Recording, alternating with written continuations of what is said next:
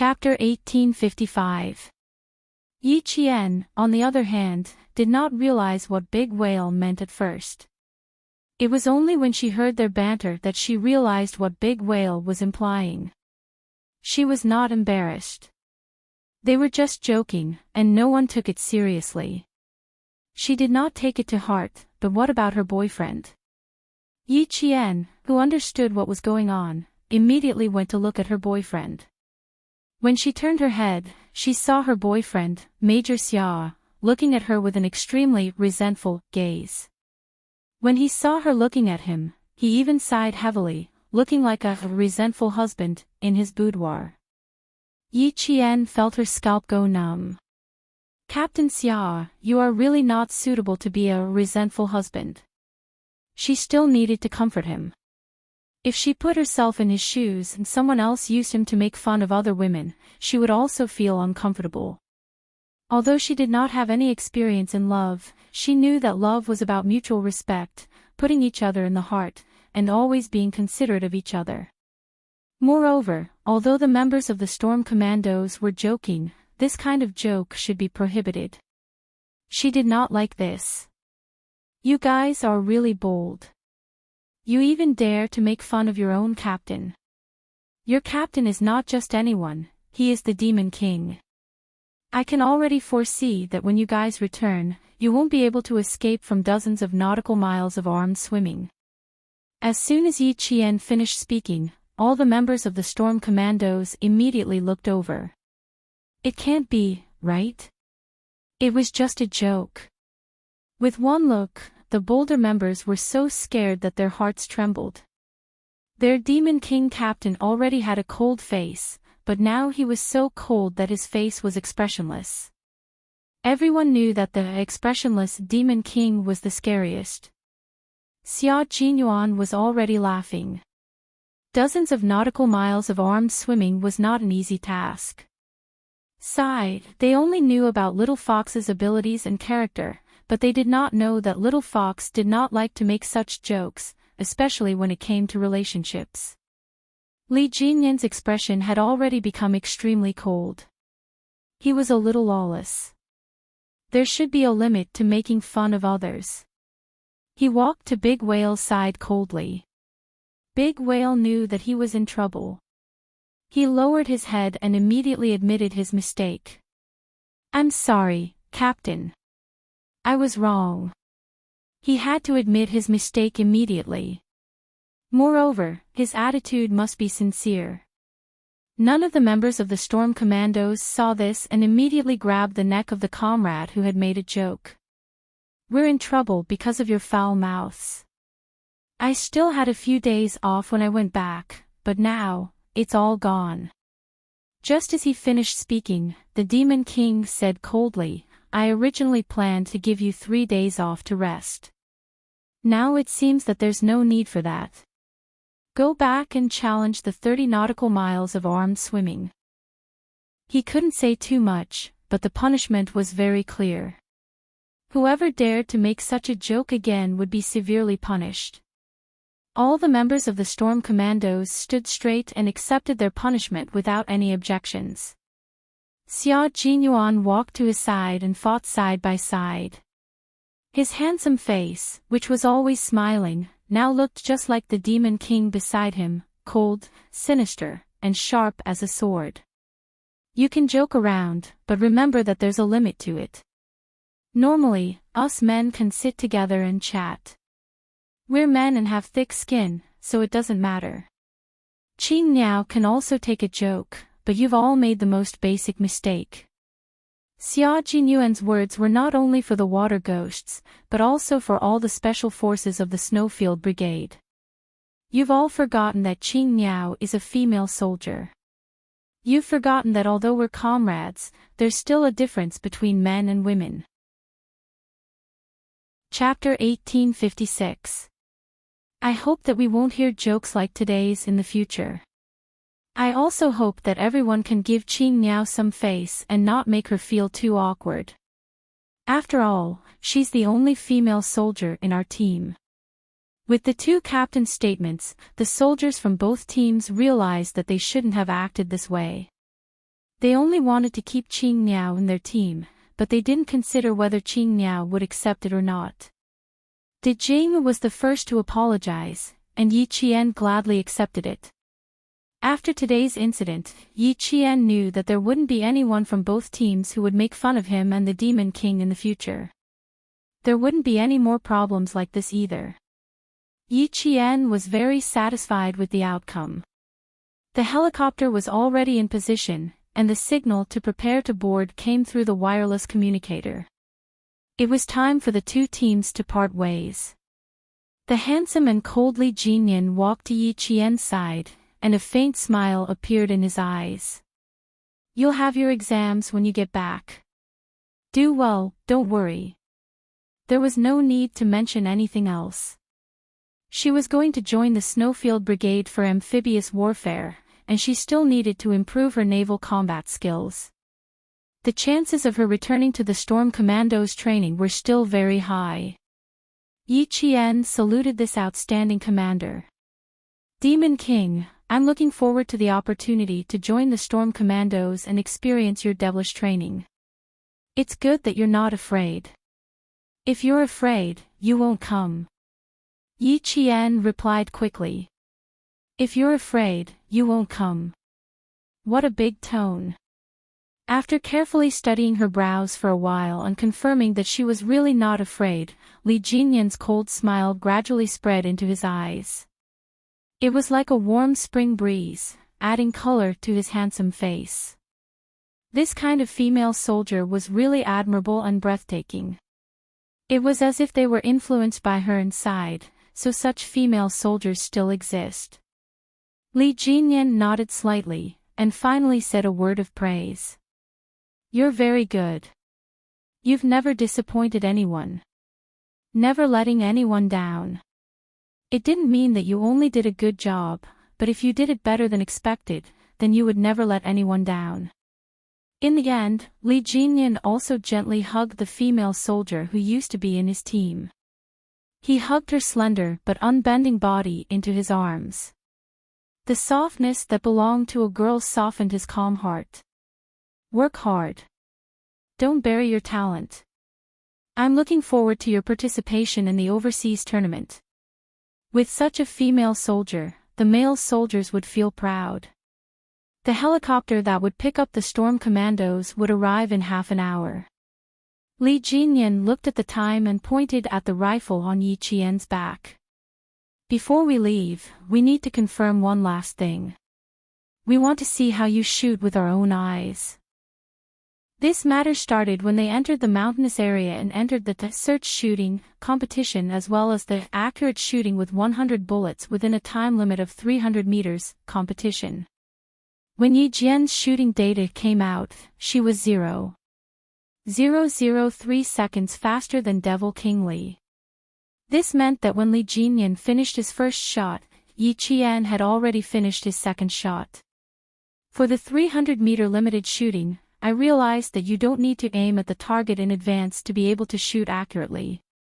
When Commander Dong got your data, he couldn't wait to come over personally to watch you finish. We're even more curious and want you to teach us. When it came to training, Li Jinyan spoke more than usual. After Yi Qian heard this, he took the rifle from his back. "Sure, no problem at all. There are still 14 blanks here. After I finish firing 14 rounds, you should be able to find out the reason." Chapter 1857. The members of the Snowfield Brigade who had been on missions with Yi Qian knew that she had skills that normal people couldn't learn. Even though they knew, they were all very interested when they heard Yi Qian say that she was going to shoot 14 blanks.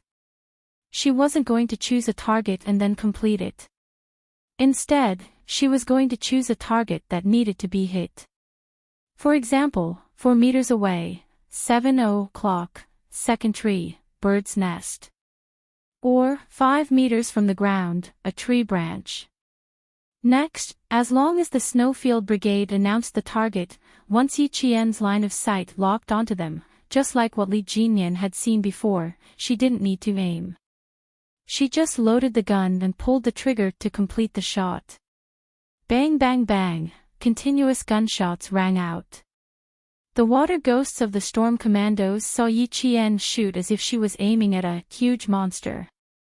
She didn't need to aim at all and just completed the shot. After the 14 blanks were fired, the water ghosts were shocked into silence. What kind of shooting technique was this? Were they a bunch of unqualified special forces soldiers? With 14 bullets, it would take some time for each bullet to aim and fire. Qing Niao was just shooting blindly. Bang bang bang. After a series of shots, she was done. The target was done, and so were the bullets. You really didn't have any aiming movements. How did you do it? Li Jinyan had a vague feeling that Yi Qian's shooting technique wasn't something that they could easily learn. Without any aiming movements, a 100% hit rate. Qing Niao, how did you do it?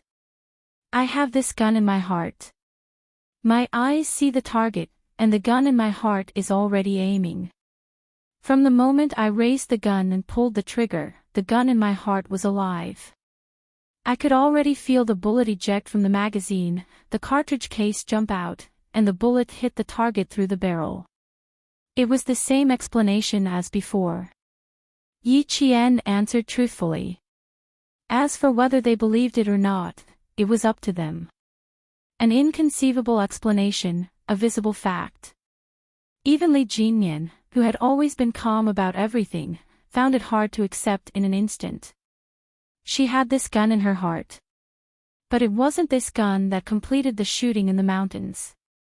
Raising the question again, for the first time, the calm Lieutenant Commander Guanlai was a little anxious. Yi Qian smiled. Yes, as long as it's a gun that I'm familiar with, I'll always have that gun in my heart.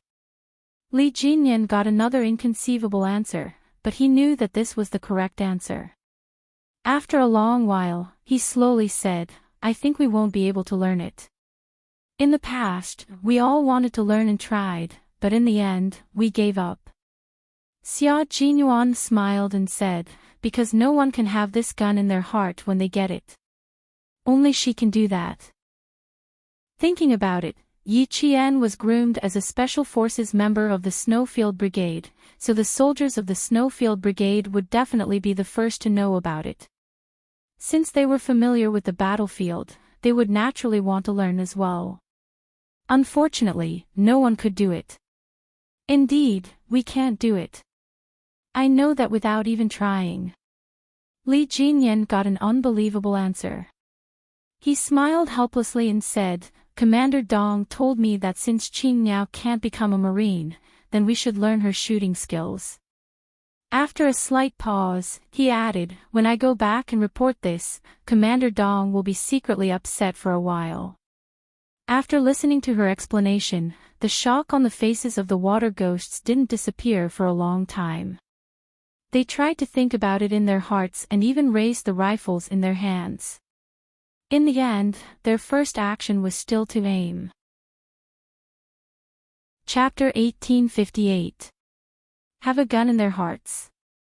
Yes, they all had a gun in their hearts, but this gun was dead, not alive. Unlike what Qing Niao said, the gun in her heart could still be aimed and fired. They couldn't learn this ability. Li Jinyan, who originally wanted to ask about how to quickly change the magazine, felt that it was unnecessary. He was afraid that he would get another unbelievable answer. However, Yi Qian said, because I have this gun in my heart, I know how many bullets have been fired and how many bullets are left in the magazine. When there are 3 to 4 bullets left in the magazine, I can change the magazine with one hand. During the process of changing the magazine, all 3 to 4 bullets have been fired, and I can just remove the old magazine and reload it with a new one. I don't need to wait for the tracer to appear or pay attention to the warning of the magazine. She explained the last question in his heart. Li Jinyan nodded lightly. I understand. It's all based on the fact that you have a living gun in your heart. As he spoke, he looked at Xia Jinyuan and lowered his voice slightly. Fortunately, you joined the army and didn't get buried. Fortunately, she was a Chinese soldier and one of them. If such an enemy appeared on the battlefield, they would tremble without thinking about it. Yi Qian nodded and said, "You can say that. Previously, the Navy commander also told me that I also wanted all my comrades to learn how to shoot. However, Q King and the others have all tried, and they didn't achieve the expected effect.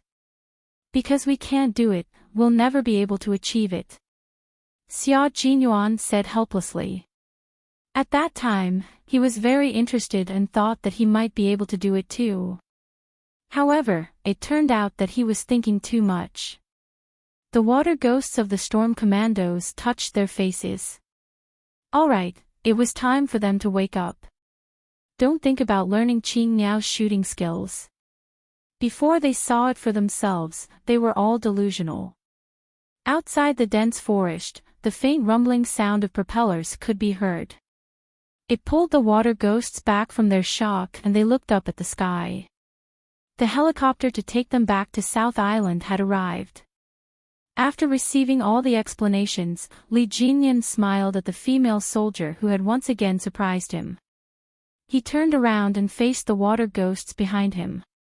His cold voice rang out with extreme harshness, "Everyone, assemble." Li Jinyan, who turned around with a smile, was the cold and seemingly ruthless young lieutenant commander. It turned out that the 22 members of the Storm Commandos had gathered within a minute, and the last seat in the front row was empty. This used to be Yi Qian's seat. Without Yi Qian, their original number was reduced to 21. The empty space reminded them that the female soldier Qing Niao would not return to the South Island with them.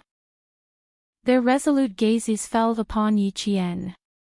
Even if they were reluctant to part, they still had to bid farewell.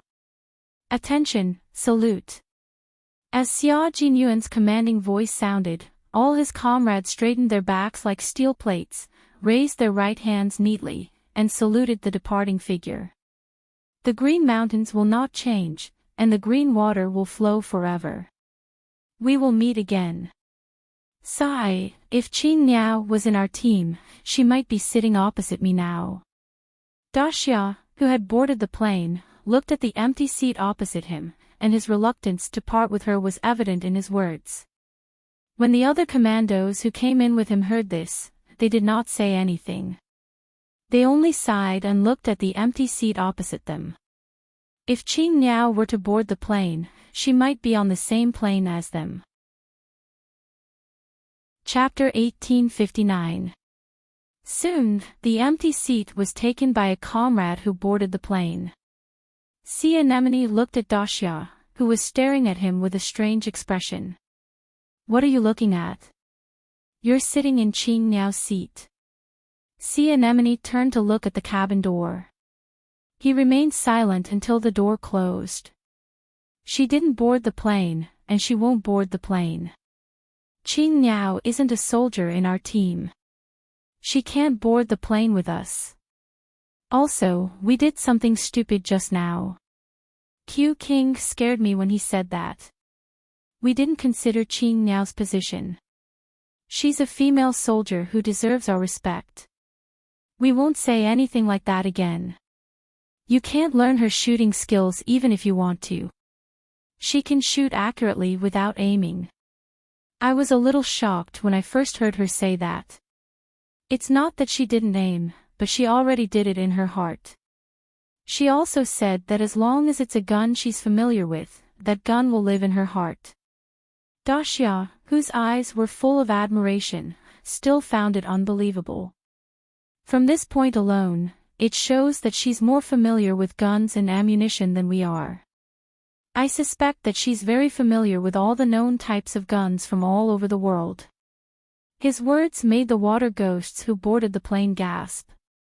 If that's the case, how terrifying is that? It's already terrifying. If it gets scarier. I'm just glad that she's a soldier from our side and not an enemy. Daxia sighed. His words were full of admiration for Yi Qian. Female soldier Yi Qian is rare, rare. That's true. Fortunately, she's a soldier from our side. We can rest assured. We can rest assured. We'll have to worry about the enemies she faces in her missions in the future. Why isn't she a female soldier from our team? Wishful thinking. That's impossible. The water ghosts said one after another. Their admiration for Yi Qian could be seen from their expressions. Female soldier Yi Qian, codenamed Qing Niao, was a female soldier who was braver than the male soldiers. She had incredible shooting skills. The more he interacted with her, the more he was attracted to her unyielding spirit. The more he was attracted to her, the more he could discover each of her strengths. In the end, he would be convinced by her and admire her. This was probably the so-called charisma. Li Jinyan was the last to board the plane. When he reached the cabin door, he turned around and saluted all the members of the Snowfield Brigade who had saluted him. He then nimbly retracted his right hand and turned around to board the plane. When there was a reunion, there would be a separation, and when there was a separation, there would be a reunion. There would be a day when the brothers of the two teams would meet again. The members of the Snowfield Brigade raised their heads and watched the two helicopters pick up the storm commandos until they could no longer see the fuselages of the helicopters. Xia Jinyuan, who was standing at the front, turned around and faced all his comrades. He reorganized the team and gave them instructions on what to do next. First, everyone should submit a training report and a combat report. We can discuss in groups and submit one report. Second, we need to write down the suggestions for the exoskeleton power equipment we're going to wear in the Gobi Desert, as well as the problems we found when using it. The equipment experts are still waiting for our feedback. Marching and fighting were not a problem, but the report was a pain in the ass for this group of Special Forces soldiers who were trained in science and engineering. Everyone, including Xia Jinyuan, did not want to write it. Yi Qian looked at them and wanted to laugh. You're the one who said you wanted to write a report, but now you look like you don't want to. You'll affect the rest of the team when they write their reports. Chapter 1860. I was influenced by the veterans. It was my first year in the team. Do you know what the first thing the J5 said to me was? He said, "Finally, someone who can write a report." And from then on, I don't want to write anymore. The tired Xia Jinyuan closed his eyes as he spoke. They didn't leave in a helicopter like the water ghosts. Instead, they left in a truck, arrived at the military airport, and flew back to the base. This time, they didn't alert the local troops when they entered the mountain for training. They only used 4 trucks from the local troops and prepared enough fuel to drive the trucks into the mountain. Now, they naturally had to drive the trucks to leave. Yi Qian, who was driving, saw this and said softly, "Stop talking. Go to sleep." Xia Jinyuan, who was both physically and mentally exhausted, was already silent. His head was tilted to the side of the window. His thin lips were slightly pursed, and he had already fallen asleep. Yi Qian quickly sized him up. When he saw the obvious fatigue between his brows, his heart ached. The car was driven very steadily. Xia Jinyuan didn't wake up even when K7 came to take over. Drive in a flat area. He's quite tired, Yi Qian whispered as he handed over the car keys. Let him have a good sleep. K7 smiled and made an okay gesture. After Yi Qian got into the car, he glanced at Q King, who was sleeping soundly, and chuckled. If you and Yi Qian can really develop a relationship, it's not bad. He didn't care that the sleeping person couldn't hear him. After he finished speaking, he started the car. After Yi Qian arrived at the airport, she flew to the city where the university was located. She followed Xia Jinyuan and took a direct flight to Beijing. Principal Chen was still in the hospital. She wanted to visit this person who still cared about her at the brink of death. She didn't allow Commander Liu and Political Commissar Yan to inform him. When the plane arrived at Beijing's airport, it was already past 2 in the morning. When they arrived at the military hospital, it was already 3:30 in the morning. Yi Qian, who did not even have time to wash up, got out of the car in his jungle combat uniform. He did not walk but instead ran towards the lobby. After taking a look at the hospital's map, he ran through the lobby and headed towards the sanatorium. Xia Jinyuan ran with her while contacting the sanatorium. Visiting Principal Chen was not something that could be done at will. The guards had to be ordered to let them in.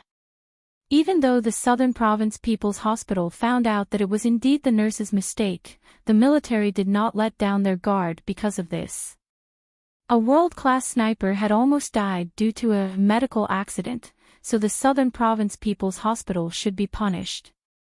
Yi Qian ran all the way. It took her less than 5 minutes to get out of the car and reach Headmaster Chen's ward. The old squad leader is already resting. After recuperation, he slept quite well this week. His meals are also up to standard. All his bodily functions are up to standard for discharge. He can be discharged after another half a month of treatment. The guard already knew that the female soldier in front of him was the squad leader's only relative. He didn't even need Yi Qian to ask before he told her everything. The squad leader wanted to leave the hospital half a month ago, but was stopped by the commander-in-chief. After that, the squad leader never mentioned it again. But what? Through the glass in the ward, Yi Qian looked at Principal Chen, whose arm was still hooked up to an 4 drip. His face was much thinner than before. Yi Qian did not realize that she had already shed a lot of tears. The guard paused for a moment before she felt the saltiness of the tears in her mouth. The guard quickly looked at the teary female soldier and lowered his voice. The squad leader agreed, but one night, he wanted to sneak out. After he was discovered, the commander-in-chief sent 6 guards to keep an eye on him. This was indeed Uncle Chen's style. Yi Qian smiled with tears in her eyes. Chapter 1861. There was only one light in the room, and it quietly shone a warm light in the corner. The layout of a normal intensive care unit did not have as many terrifying instruments as the intensive care unit. A few green potted plants on the windowsill added a touch of gentleness to the snowy white room. Yi Qian did not go directly into the room. Instead, she chose to stand outside and watch quietly. Uncle Chen's sleep had not been very good. If she went in, she would wake him up. Yi Qian looked away and lowered her head to wipe away her tears. She thanked the responsible guards. Thank you very much for your hard work during this period. You and your comrades can go back to your room to rest. I'll keep watch here. It's our duty to take care of the old squad leader. You don't have to be so polite. The guard was also very young. He was about 23 or 24 years old. He was a little embarrassed by Yi Qian's politeness.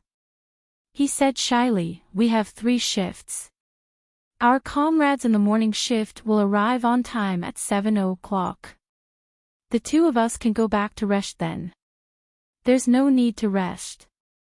The 3 of us can keep watch. If there's anything you want to ask, you can ask me. My comrades and I have always been here when the old squad leader was admitted to the hospital. We know more about the old squad leader's condition than the comrades in the morning shift. It was her duty to not leave her post at will. It was her fault. The normal intensive care unit arranged was very humane. It was similar to a bedroom and a living room. The only difference was that the living room was smaller, but family members could rest while keeping watch. There used to be a foldable bed, but it had been moved out and replaced with 2 round stools made of steel without backs. Although there were high stools, it was obvious that they were just for decoration. The guards had never sat on them before. The plastic packaging on the stools was in good condition. There were no traces of friction at all. Yi Qian moved the plastic stools out and began to ask Principal Qin about his condition during his stay. Another guard stood outside the corridor. The first day he was transferred from Nan province was indeed dangerous. All of his organs showed signs of failure. The first thing we did when we received the old squad leader was to send him to the emergency room. Yi Qian's heart clenched as soon as he heard the beginning of the story. His hands on his knees clenched into fists. His life could be in danger at any time due to organ failure. While she was gone, her family was experiencing life and death. The old squad leader's will to live is very tenacious. He survived 2 big risks. The experts later said that it was a miracle that he survived. After surviving the most dangerous week, the old squad leader will be able to speak a few words to us. Previously, when the old squad leader woke up during the day, he would only open his eyes slightly and would not be able to say a single word.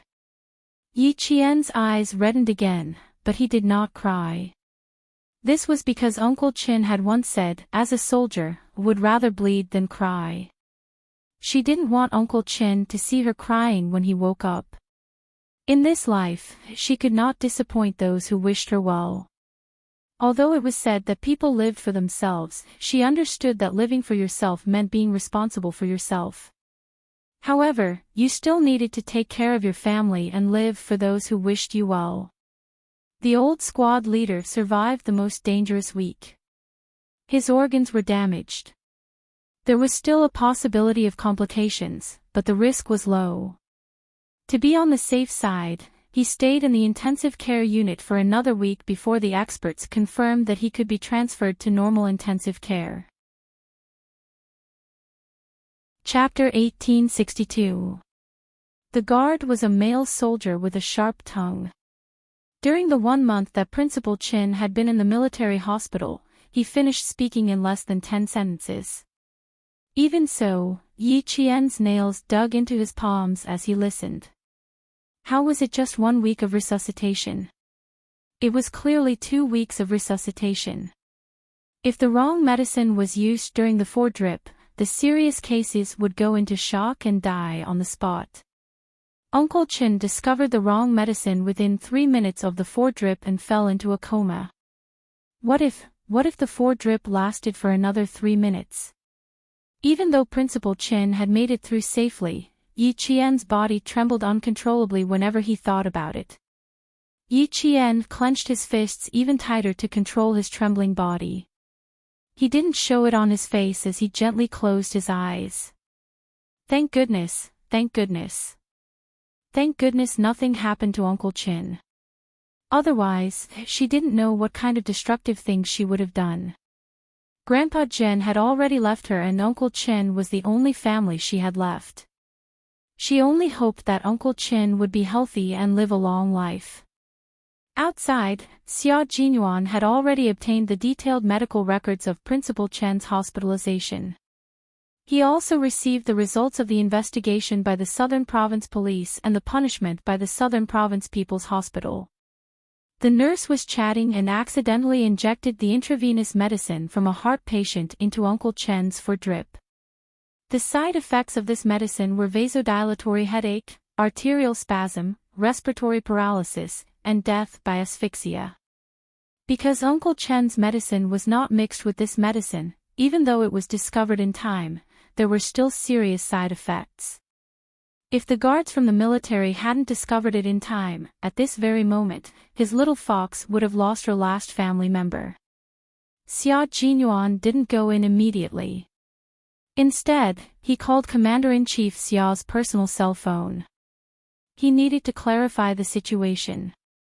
Commander-in-Chief Xia was awakened by the ringing of his cell phone at 3:40 a.m. When he saw who was calling, he answered the call and asked, "Are you at the airport or the hospital?" "Hospital. I'm sorry to disturb your rest, Dad." Xia Jinyuan, who was standing by the window in the corridor, glanced around and said in a low voice, Dad, I just received 2 investigation reports. The military suspects that Uncle Chen may have been murdered. Did the military find something? When he received the investigation report from the Southern Province Police and the military, he found out that the first thing the military thought of when something happened to Uncle Chen was murder. Only then did he realize that although Uncle Chen had been sacrificed for more than 10 years, he was still in danger. Otherwise, the army would not have immediately thought of murder and not medical malpractice. Commander-in-Chief Xia put on a coat and got out of bed. He walked to the desk in the bedroom and sat down. Yes, that's what the military suspected at first, but after investigation, it was determined that it was a medical accident. What? Do you still have questions? Dad, my main point is that the military suspects murder. Is there any movement abroad? I've seen Uncle Chen's information. There's an organization abroad that hasn't given up looking for Uncle Chen. Xia Jinyuan said in a low voice as he looked around to prevent anyone from eavesdropping. His gaze was as cold as a sword as he slowly and naturally glanced around. Has Uncle Chen's whereabouts been exposed? No, you're thinking too much. Chen Dongfeng's whereabouts have not been exposed yet. While the Southern Province Police are investigating, the military is also investigating. There's no movement abroad. Commander-in-Chief Xiao's tone was a little serious. He was sitting by the desk in his pajamas. The light from the desk lamp illuminated a corner. He warned his son, "It's fine as long as you know about this organization. I don't want to hear it from you again before the military mentions it. You need to keep Xiao Ye's side a secret. This is the military's idea and Chen Dongfeng's personal idea."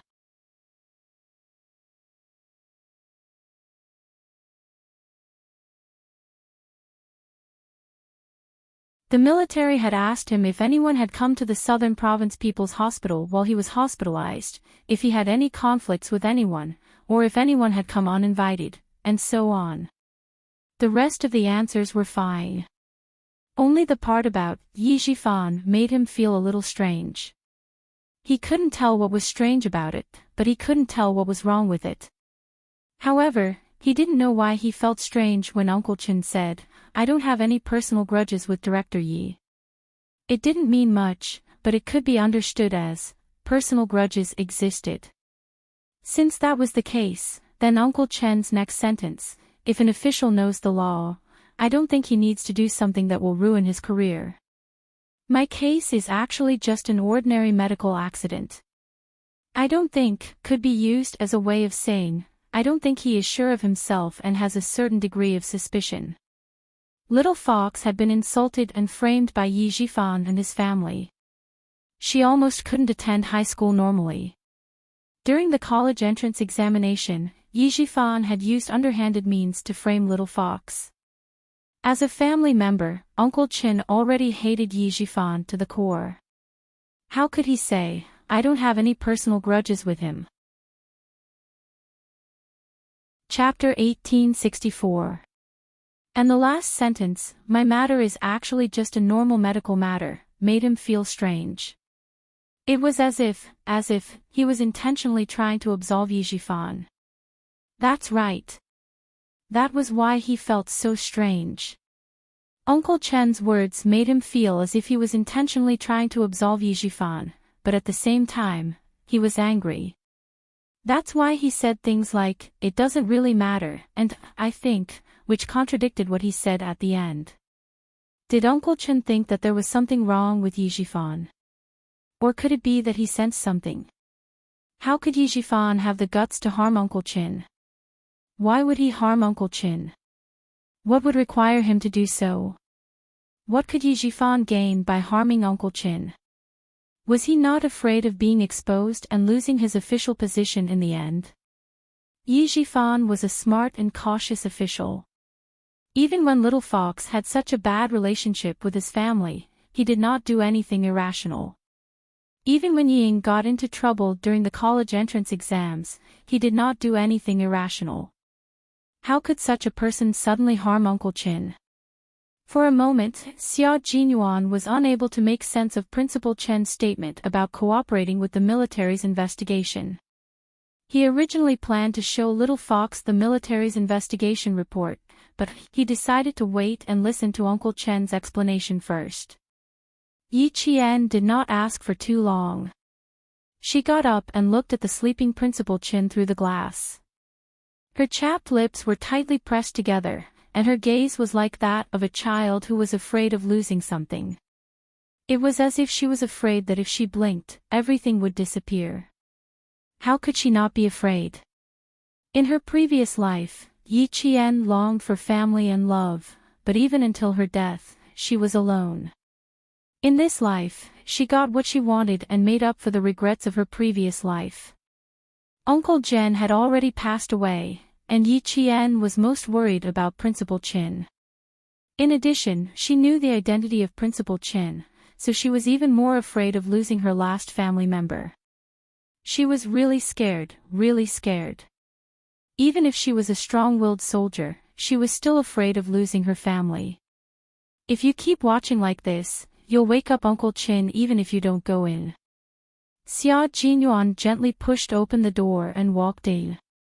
He pulled Yi Qian away and told her not to keep looking at him. Seeing her looking at him like that, the sadness in her background made him feel as if there was something stuck in his heart, making him feel very uncomfortable. Her sadness made his heart ache the most. He really wanted to ask her why she would occasionally feel the sadness of the twilight. It was like a thick ink that couldn't be dissolved, isolating the entire world. He couldn't help but feel flustered. He had to ask. He had to ask. Uncle Chen was still lying in the hospital. If he asked her now, she would definitely say that she was worried about Uncle Chin. It's all in the past. Little Fox, Uncle Chen is still fine. Why are you sad? You should be happy. Xia Jinyuan patted her shoulder and said to the guard, the two of us will keep watch here. We'll trouble you if we need anything. Yes. The guard saluted, opened the door, and left. Yi Qian, who was pulled back to reality, knew that something was wrong with her. She lowered her head and took a deep breath before turning around. Captain Xia was right. If she continued watching, Uncle Chin would definitely wake up. She turned around and saw the folder in his hand. Her eyes flashed with a hint of sternness. She asked in a low voice, "Did you get everything?" "Yes, they're all here. You can take a look first." After entering the hospital, he went straight to get the backup of the medical records and the investigation report from the Southern Province Police. Yi Qian went straight to the recuperation building. Looking at Yi Qian, who looked normal and didn't look sad at all, Xia Jinyuan looked at her with pity and said gently, "Sit down and watch. If you're tired, lean against the wall and rest for a while." Chapter 1865. The two guards stood outside and he placed two round stools against the wall. When Yi Qian sat down, he lifted her legs and placed them on his thighs. His slender fingers massaged her with moderate strength. "I took a look at him just now. Uncle Chen's condition is recovering well. He can be discharged in a week." The medical record was written in great detail, including the daily changes in Principal Chen's condition. The previous week, when he was in critical condition, the doctor kept watch over him. There was a detailed record every half an hour. After hearing from the guards, Yi Qian felt much calmer after reading the medical record. When she saw the suggestion written on the last page, Yi Qian smiled. "Yes, he can be discharged. I calculated the time. I'll be able to pick up Uncle Chen after my exams. 2 days earlier than you. The exams in military academies are slightly longer than those in normal high schools." She smiled. Xia Jinyuan also felt very happy. After he's discharged, Uncle Chen can't return to Nan province for the time being. Why don't I arrange for Uncle Chin to live in the government's family compound? Then I'll transfer 2 guards to take care of Uncle Chen's daily life. Since it concerned Principal Chen's daily life, Yi Qian nodded without hesitation. As long as Uncle Chen is willing, I have no objections. However, although she didn't hesitate, Yi Qian frowned when she thought about Principal Chen's status. She thought for a while before continuing. With Uncle Chen's status, it doesn't seem appropriate for him to live in a crowded place, especially in a government agency's family compound. Do you think they'll recognize Uncle Chen? What she said made sense. Xia Jinyuan fell silent for a moment. When Uncle Chen wakes up, we'll ask him for his opinion. Also, let's take a look at the military's arrangements. Yi Qian flipped to the Nan Province Police Investigation Report. As soon as her gaze landed on it, the smile on her beautiful face disappeared. Her indifferent expression suddenly became sharp. The results of the investigation were, the nurse made mistakes in her work, and murder was ruled out. The word murder was like 2 bullets hitting her heart with a bang. Her brain and nerves immediately caused a thick fog of blood to appear before her eyes. She looked up and stared at Xia Jinyuan with her red eyes. She asked angrily, "Murder? Why did the military suspect murder at first?" At that time, Captain Xia had told him that Uncle Chen's accident was due to a problem with his foredrip. He did not mention that it was suspected of being a murder. Like you, I only found out after receiving the 2 reports. The military first suspected murder, then asked the Southern Province Police to investigate thoroughly. After 20 days of investigation, the Southern Province Police concluded that it was indeed a medical accident and ruled out murder. The military also concluded the investigation and confirmed that it was a medical accident and not a murder. Yi Qian looked at him as she spoke in a low voice. She flipped to the military investigation report. Her side profile was thin and sharp, and her chin was tense the whole time. When she saw the military's question about Yi Zhifan, Xia Jinyuan clearly felt that her entire body's hostility had suddenly multiplied. He could see a strong murderous intent on her face.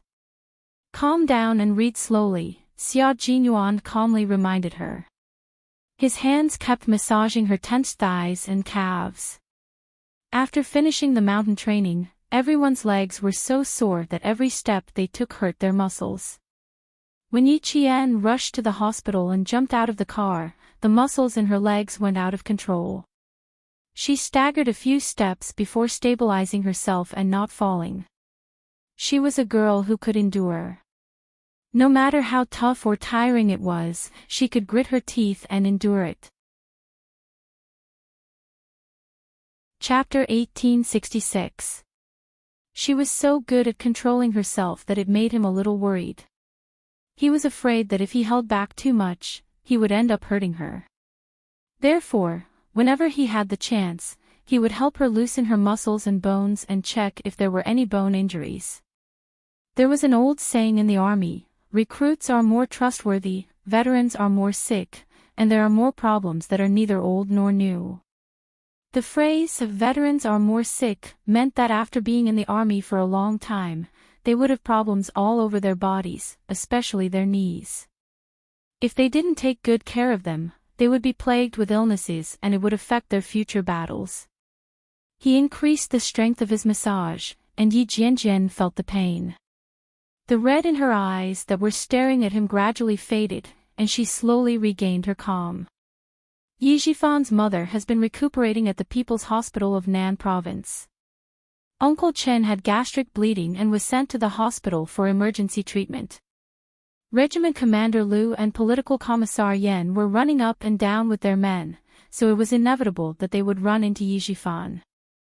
The report contained a conversation between Regiment Commander Liu and Political Commissar Yan. Yi Zhifan did run into them by accident. The military also questioned Uncle Chen privately. Uncle Chen said that it had nothing to do with Yi Zhifan. "Yi Qian, even if you're angry now, it's useless. Sometimes, things are just so coincidental that it seems like a case of murder. Xia Jinyuan looked at Yi Qian coldly. Even his voice was cold. The things in the report have already been investigated. What's there to be angry about? Yi Zhifan only came to visit Uncle Chen once. How could you lose control of your emotions so easily?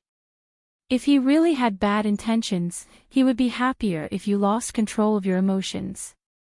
You can only handle things calmly. Anger will only make things worse. Yi Qian, you need to calm down right now. With that said, Xia Jinyuan took the file without hesitation. You need to calm down right now. Get some sleep and wait for Uncle Chen to wake up. Yi Qian knew that he was in a bad mood, so he didn't refute Xia Jinyuan's words. He took a few deep breaths to suppress the anger in his heart. Okay, I'll rest for a while. I'll look at it after I calm down. I'll ask the guards to bring a folding bed over. You can rest here. In her current situation, it was better not to look at it anymore. If she also noticed the strangeness of Uncle Chen's words, her emotions would only fluctuate even more. It seemed that Yi Zhifan's influence on Yi Qian was still quite big, even bigger than Yi Ying's appearance. The guard brought the foldable bed over, not forgetting to bring 2 quilts that reeked of disinfectant. Let's each take half a side. There was only one folding bed. Yi Qian, who was hugging the quilt, suggested, I'll sleep on this side, and you can sleep on the other side. Let's rest together. It was tiring enough to accompany her. She couldn't let him suffer. Upon hearing this, Xia Jinyuan gestured to the small foldable bed. I'm afraid that if I lie down, the foot of the bed will break. I don't choose a place to sleep. You should rest. Last week, her period had just ended. She had to train twice in a row and didn't rest in bed for a single day. It was said that girls must pay attention to keeping warm once a month, otherwise there would be endless trouble. She had run in the rain and rolled in the snow for 2 months in a row. Now that she was back and had a place to sleep, how could he let her suffer? She was afraid that he would suffer, and he was afraid that she would suffer. In the end, the Major's domineering personality kicked in. He carried Yi Qian and placed him directly on the long table. You're so dishonest. You have to insist on arguing with me. Don't you know that I'm actually more stubborn than anyone else? Who can argue with me? Don't move, don't talk. Uncle Chen is still sleeping inside. The domineering Major was in high spirits. He bent down and personally took off Yi Qian's military boots and jacket. Chapter 1867. Yi Qian really couldn't move. If she moved, the long table she was sitting on would creak. Not only was she afraid of waking Uncle Chen up, she was also afraid of alerting the 2 guards standing outside. After taking off his jacket, Yi Qian hurriedly covered his belt with her hands. You can't take off your pants. It'll make it easier for me to get up in the morning. She felt a little unnatural, afraid that he would really take off her pants. No, I'm not thinking of taking them off. Seeing her unnatural expression, Xia Jinyuan lowered his head to hold back his laughter and carried her to the foldable bed. Go to sleep. Have a good night's sleep. We can still sleep for 3 hours after the shift changes at 7. We've overworked our brains during this period of time, so we need to rest well. It won't be too late to think about things when we wake up. Faced with the determined Major, Yi Qian lay down in bed and got up on her elbows. She still asked worriedly, How are you going to sleep? Get the guards to bring another layer of blankets and sleep on the floor. Xia Jinyuan hugged the blankets and put his feet on the long table. He leaned against the corner of the wall that was warmed by the heater and raised his eyebrows. This is good. The heater is facing us, so we don't have to worry about catching a cold. It was still winter in the capital, so the hospital was still using central heating. Yi Jian watched him close his eyes, as if he was too tired to say another word. Only then did she lay back down gently on the bed. She was a person who could calm down quickly. She was no longer as angry as she was before. She snuggled a little deeper into the bed, only her short black hair was visible, so he couldn't tell if she had closed her eyes or fallen asleep. Xia Jinyuan quietly opened his eyes and saw that she was lying motionless under the blankets. Only then did he relax and close his eyes again. There was a faint smile on his handsome face, and he soon fell asleep. The shift changed at 7 o'clock. Xia Jinyuan only slept for 2 hours before opening his eyes. Sleeping in this position was not comfortable at all. 2 hours was his limit. His legs were long and slender to begin with, so when he put them down, they were like a bridge. When he put them down, his legs were numb and didn't feel like his own legs at all. He only gently put on his military boots when his blood flow returned to normal. 2 hours of deep sleep had swept away most of the fatigue in his body. He stood up and looked into the room. He met the eyes of Principal Chin, who had just woken up less than 10 minutes ago. The two of you are too good at tormenting people.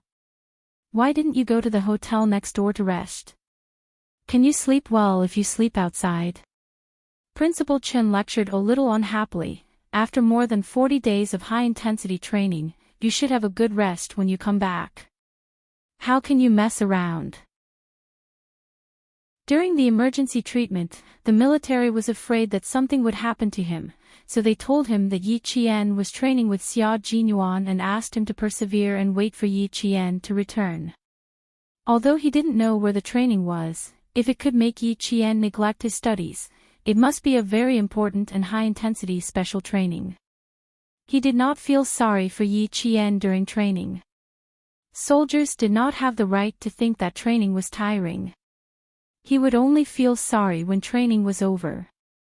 He would feel sorry for not having a good rest. How can I be at ease if I don't see you? Also, don't you know Yi Qian? If she doesn't come to see you, even if I tie her up and take her to the hotel, she will still find a way to escape. Xia Jinyuan poured a glass of warm water and handed it to him. Have a glass of water first. The guard said that Uncle Chin didn't like to be served by others. It was as if he was a good-for-nothing who could only be taken care of. Xia Jinyuan kept that in mind and did not dare to feed him water. Uncle Chin, she hasn't woken up yet. I'd like to take this opportunity to ask you a few questions. I need you to answer them for me. Since this was a serious matter, Xia Jinyuan asked directly, I want to know if you have any scruples about Yi Zhifan. Chapter 1868. Xia Jinyuan's words really gave Principal Chin a fright. He thought that Xia Jinyuan had found something. No, it was impossible to find anything. If the military couldn't find anything, how could he have the time to investigate in the middle of training? Therefore, he didn't find anything. He just had his suspicions. Principal Chen's body was injured, and his brain wasn't as fast as it used to be. He lowered his head and took a sip of warm water. He asked calmly, Why do you ask? Uncle Chen, take a look at this. Xia Jinyuan's gaze slid past Principal Chen's face. He took out a page of the report that he hadn't shown to Yi Qian. This is one of the military's investigation reports. It's also the military's investigation into whether there's anything wrong with Yi Zhifan. They want to confirm what you said. If he had only had his suspicions before, then Uncle Chen's act of drinking water just now confirmed his suspicions. Uncle Chen must have some misgivings about Yi Zhifan. In other words, he also suspected that there was something fishy going on this time. It might have something to do with Yi Zhifan. Principal Chin glanced at the single piece of A4 paper on top of the quilt. He put the glass of water aside and picked up the report. He unhurriedly opened it. What's wrong? Did I say something wrong? Principal Chen opened the A4 paper that Xia Jinyuan had folded for convenience. Although he looked calm on the surface, he wasn't calm on the inside. He casually glanced at it and sneered. There's nothing wrong with what you said. There's nothing false about cooperating with the military's investigation. Xia Jinyuan did not expect to get anything out of Principal Chen immediately. He was not in a hurry, but the color in his eyes darkened a little. He said slowly and elegantly, "You told the military that you and Director Yi Jifan did not have much of a personal grudge. This can be understood as a personal grudge. No matter how big or small it is, you and Yi Jifan have a personal grudge. In the end, you said, I don't think there's a need for him to do something that would ruin his career. Uncle Chen, I don't think, is a term of uncertainty and suspicion. It means that you've already suspected Yi Jifan." Principal Chen, who was listening quietly, couldn't help but narrow his eyes. Deep in his eyes, there was a well-concealed surprise. Even the military didn't suspect him, but he actually suspected him from a few words.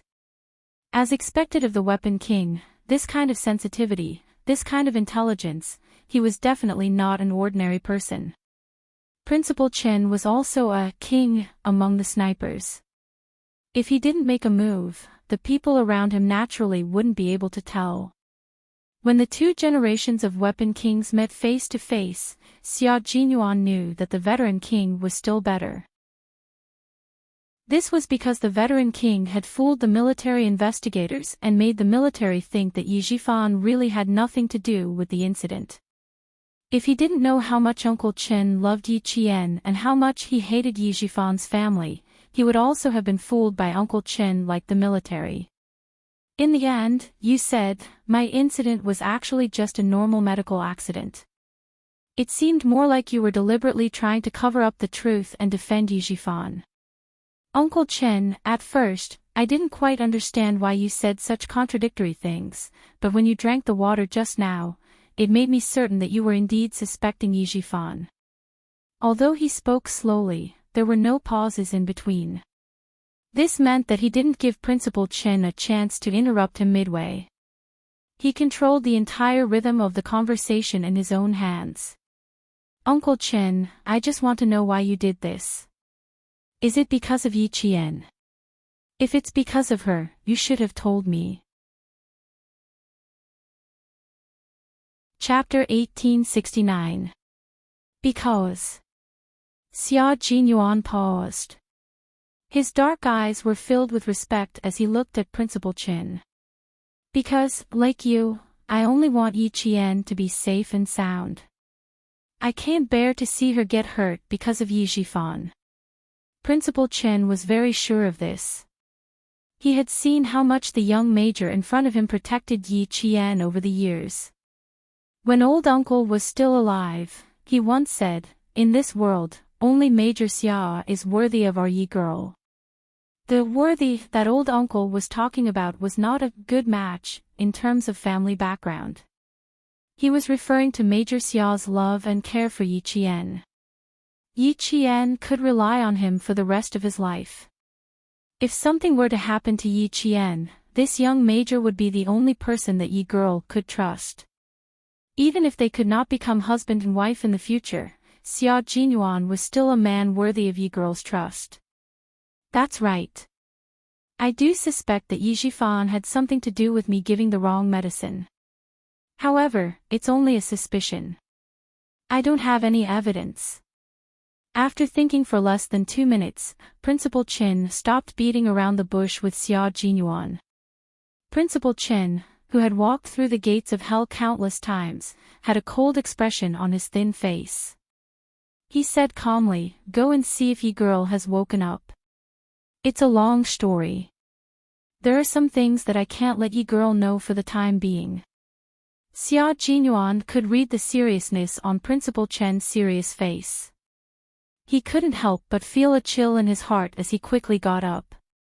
After confirming that Yi Qian had not woken up, he returned.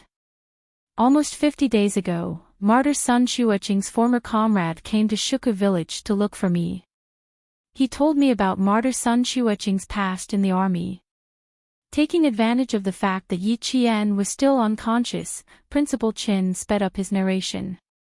He started from Chief Kai's visit to Shuku village, to Chief Kai's suspicions, and how there were people who wanted to harm Martyr Sun Xueching. Chief Kai suspects that Martyr Sun Xueching's sacrifice was actually due to an assassination attempt, and it's very likely that it was done by someone close to her. Xia Jinyuan's handsome face was getting colder and colder. He couldn't help holding his breath as he listened to the conversation. His eyes were fixed on the small glass window in the ward. When Yi Qian woke up, the first thing he would do was stand at the glass window and look into the ward. This way, he could immediately interrupt the conversation. Even after Bureau Chief Kai retired from the army, he still couldn't find any clues. That was until he accidentally met Yi Qian, who bore a striking resemblance to Martyr Sun Xueching in Tongzhou. Tongzhou. Wasn't that a mission to clear out the cultists? He even carried out this mission with Yi Qian. At that time, Chief Kai was busy and couldn't talk to Yi Qian in detail. Before he left, he told Yi Qian that if she wanted to know about Martyr Sun Xueching's past, she could contact him at any time. After that, Yi Qian didn't contact him. Because of Yi Qian's appearance, Chief Kai recalled the past and returned to his own army, which was the army that Martyr Sun Xueching was in when she was alive. Chief Kai couldn't accept this. The army had information on all of them, but there was no information on Martyr Sun Xueching, who sacrificed herself for the country. There wasn't even a single word about her. Yi Qian's mother was an outstanding female soldier when she was alive. She was also one of the first batch of female soldiers to officially join the female special forces. She had made countless contributions to the country and was personally received by the president during the commendation ceremony. She was one of the first batch of female soldiers who had made countless contributions to the country and had the highest honor. In the end, the army that she was in when she was alive didn't even have a single word about her. Her contributions to the army were erased just like that. It was equivalent to erasing Martyr Sun Xueching's entire being. Chapter 1870. What did this mean? This meant that it was a covert denial of the existence of such a martyr, denial of this person, denial of all this person's contributions. It made everyone forget her, completely erasing her from everyone's memories. At this moment, Xia Jinyuan, who was also a soldier, was furious. How dare they? That's right, they are indeed brave. When this matter was brought up again, Principal Qin was also angry. No soldier could accept this fact. This was an insult to a soldier. If Martyr Sun Xueching had made a big mistake, it would be fine. But she didn't. She was a soldier who sacrificed herself for the country. How could she be treated so unfairly? After Martyr Sun Xueching passed away, the army sent her belongings back. Among her belongings was a very precious hornless dragon jade pendant. When this jade pendant landed in Yi Jifan's hands, it became a protective talisman for his meteoric rise as an official. Xia Jinyuan immediately frowned. Uncle Chen, I don't quite understand what you're saying. How could a piece of jade become a protective talisman for his meteoric rise? First of all, Yi Jifan was able to become an official because he was protected by Martyr Sun Xueching. The government made him a village official so that he could take good care of Sun Xueching. Later, the village official became an official in the town and gradually became an official in the city. Uncle Jen said that with the protection of the jade pendant, Yi Jifan would rise higher and higher in the ranks, but he would also fall even more miserably. The young major's brows were already furrowed. It was obvious that he didn't believe it. Principal Chen sighed and said seriously, I didn't quite believe it at the time, but I knew that Uncle Jen wouldn't say such things for no reason. Also, he said that the jade pendant wasn't something good and told Yi Jifan not to take it back. Although I didn't believe it, I still took it to heart. It wasn't until I was hospitalized with gastric bleeding that Yi Jifan approached me in the name of returning martyr Sun Xueqing's relic to the little girl. I suddenly thought of the jade pendant, what Chief Kai said, and what Uncle Jen said. Thinking of this, Principal Chen said, martyr Sun Xueqing used her own life to get an official position for Director Yi so that her daughter could be taken care of. In the end, Director Yi got the benefits but forgot the kindness. As he said these words, he had been paying attention to Yi Jifan's expression. He saw that his face had suddenly turned cold, and a deep viciousness had flitted across it. He knew that Yi Jifan had become suspicious. He suspected that he knew something. His expression told me that the benefit of the jade pendant was to protect his promotion. Uncle was right.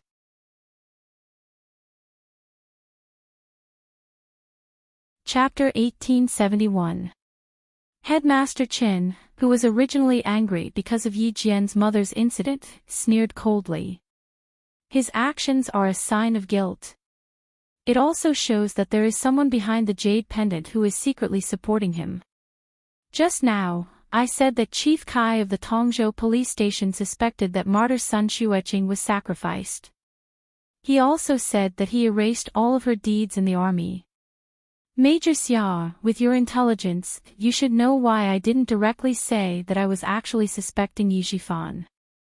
Xia Jinyuan, whose face was already cold, answered in a deep voice, because you wanted to help Yi Qian lure out the murderer who killed his mother. Because at this point, you know that the murderer's identity is definitely not simple. Because he has the ability to protect Yi Jifan from a village official to a provincial official. At the mention of Yi Jifan, the young major's dark eyes rippled. I investigated Yi Jifan a long time ago and found that there was someone behind him, but I didn't find anything. This also shows that this person's identity is not simple and is very well hidden. There's one more thing I need to tell you. Yi Jifan has already connected with my family Xia's enemy, the Du family. The Du family's chief of staff Du has been at odds with my father since he was young. Chief of staff. Principal Chen's expression changed drastically. He asked in shock, the General Staff Department? Yes, the General Staff Department, but he's a deputy. Xia Jinyuan nodded. His thin lips pressed together and the coldness in his eyes deepened. It's quite surprising that he has connections with the Du family. The eldest son of Chief of Staff Du Kaiwei, is the commander of a brigade in the Nongguang military region. After participating in a drug production cleanup operation in the village, he was targeted. One time, he went out for dinner and was suddenly attacked with a knife. He was coincidentally saved by Yi Jifan, who was eating with him.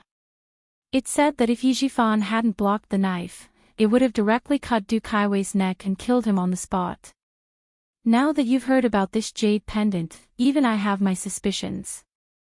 Such a big coincidence, is it a coincidence? Or was it arranged by someone? It's such a coincidence that I saved the eldest son of Chief of Staff Du, who doesn't get along with my family Xia. Even the experienced Principal Chin couldn't help but gasp. You mean, the person behind the jade pendant knows that the Du family and family Xia don't get along, so they deliberately let Yi Jifan get close to the Du family. Well, it turns out that I didn't think about it. It was you who mentioned the jade pendant that made me suspicious. When Yi Qian was adopted by Yi Jifan's family, they didn't beat her or scold her. They raised a smart girl into a good-for-nothing. Uncle Chen, what does this mean? This means that someone instigated Yi Jifan to raise Yi Qian into a cripple. He purposely got that comrade of martyr Sun Xueqing to tell Chief Kai that Yi Qian had died after falling into the water. That person didn't want others to know about Yi Qian's existence. But that person had some misgivings and had no choice but to keep Yi Qian alive. But he was very unwilling. Even if he kept Yi Qian alive, he only wanted to see a good-for-nothing like Yi Qian. That's why he instigated Yi Jifan to turn Yi Jifan into a cripple. Xia Jinyuan was terrifying. His logical thinking and analytical skills were as rigorous as a net. As long as he caught everything in his net, as long as he could string everything together, he wouldn't miss anything. It was just a combination of what Headmaster Chen and Chief Kai had said, combined with Yi Jifan's various guesses, one after another, popping out from his mouth. It wasn't a whimsical thought, but a logical and well-founded one after another, cutting into the facts and analyzing them one by one. Chapter 1872. Xia Jinyuan's analysis was like a clap of thunder, one after another. Principal Chen was originally leaning against the headboard of the bed, but after Xia Jinyuan's in-depth analysis, he couldn't help but sit up straight. Although he was thin, his expression was still firm. The more he listened, the more serious his expression became. Major Xia, who was born in a military family, and whose elders and brothers were either in politics or the military, was definitely more politically sensitive than a retired soldier like him. Every word he said would not be shot without aim, and his speculations would not be made carelessly. On the contrary, Headmaster Chen felt his back drenched in cold sweat after hearing his speculation. He and Uncle Jen had both made a mistake. Uncle Jen and I have both made a very serious mistake. Principal Chen, who had a serious expression, punched the bed with one hand and said in annoyance, "All this time, Uncle Jen and I have only thought that Yi Jifan's family treated Yi Qian this way because they didn't want the little Yi girl to be too outstanding and overshadow Yi Ying. That's why Sun Dongqing always made things difficult for the little Yi girl. She either hit or scolded her because she was afraid that the little Yi girl would steal Yi Ying's limelight." It wasn't just Principal Chen and Uncle Jen who thought this way, but everyone in the village thought this way. Sun Dongqing couldn't bear to see other people doing better than her, and other people's children being stronger than her own, so she would definitely do this. They all thought this way and never thought about it in other ways. I heard from Uncle Jen that not long after Sun Xueqing was buried, old Madame Yi started spreading rumors in the village. She said that her eldest son and eldest daughter-in-law died early because of the little Yi girl. Whoever wants to take in the little Yi girl, beware of bad luck. With just one sentence, she convicted Yi Qian, causing everyone in the village to avoid Yi Qian like the plague, afraid that they would be tainted with bad luck. Xia Jinyuan had never heard of this part of Yi Qian's past. When he heard it, every word turned into fine steel needles that pierced his heart. It pierced his heart until it hurt, causing his handsome face to twist into a vicious expression. How old was Little Fox? He was only 2 or 3 years old. That was a time when farming was a big collective and there was no guarantee of livelihood. It was a time when news was blocked. No matter if they were in trouble or sick, the first thing they would do was to pray to the gods and Buddha. There was a rumor that the little fox was a jinx. The Yi family was really vicious. When Xia Jinyuan heard the pain in her heart, she sneered softly and said, "From the looks of it, old Madame Yi is paving the way for Yi Jifan to adopt Yi Qian. He's a jinx to his parents." Even if the village wants to adopt Yi Qian for the sake of the pension, they're scared by the fact that he's a jinx. A jinx in his life. To treat the little fox so cruelly and viciously, it was only right that he cursed them until they had nothing left.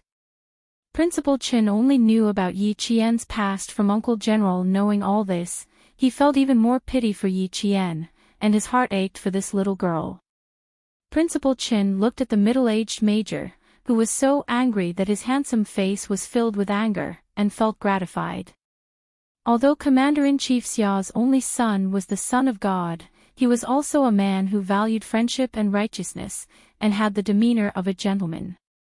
If one day he was no longer around, with Major Xia taking care of him, Principal Chen would be able to answer to Uncle Jen, at that time, who knew why the Yi family did this.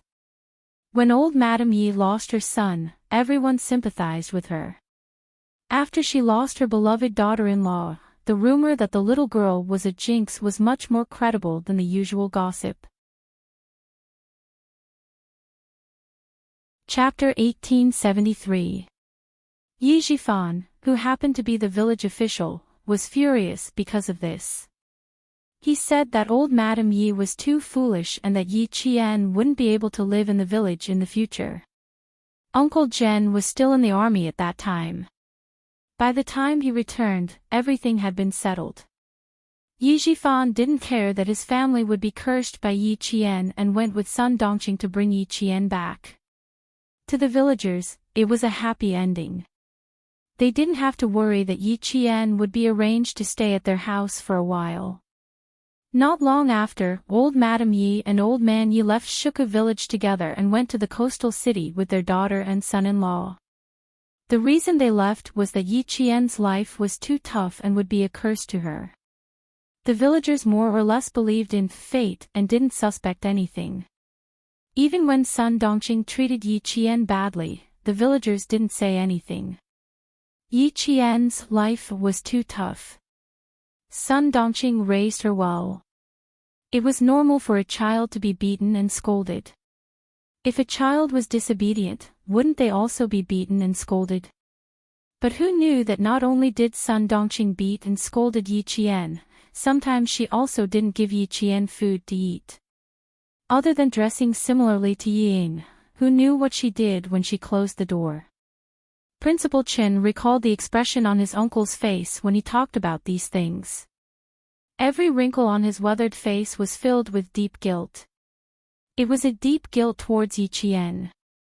Even though Xia Jinyuan knew that Yi Qian's childhood wasn't smooth sailing, he never thought that it would be so tragic. Suppressing his anger, he closed his eyes gently and suppressed the surging anger in his heart. He said to Principal Chen, "Uncle Chen, tell me more about Yi Qian's childhood. I'll see if there are any other suspicious points." He wanted to know everything about her. He didn't participate in her past, but he wanted to know everything.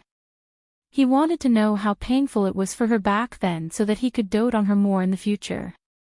He wanted to make up for all the pain she had suffered. He wanted to take responsibility for the rest of his life. Little Ye's childhood, sigh. Before he could say anything, Principal Chen's long sigh turned into a sharp thorn that pierced straight into his heart after entering his ears. It hurt so much that he had to clench his fists tightly to suppress his anger. At least in the eyes of the villagers, Yi Jifan is living a good life.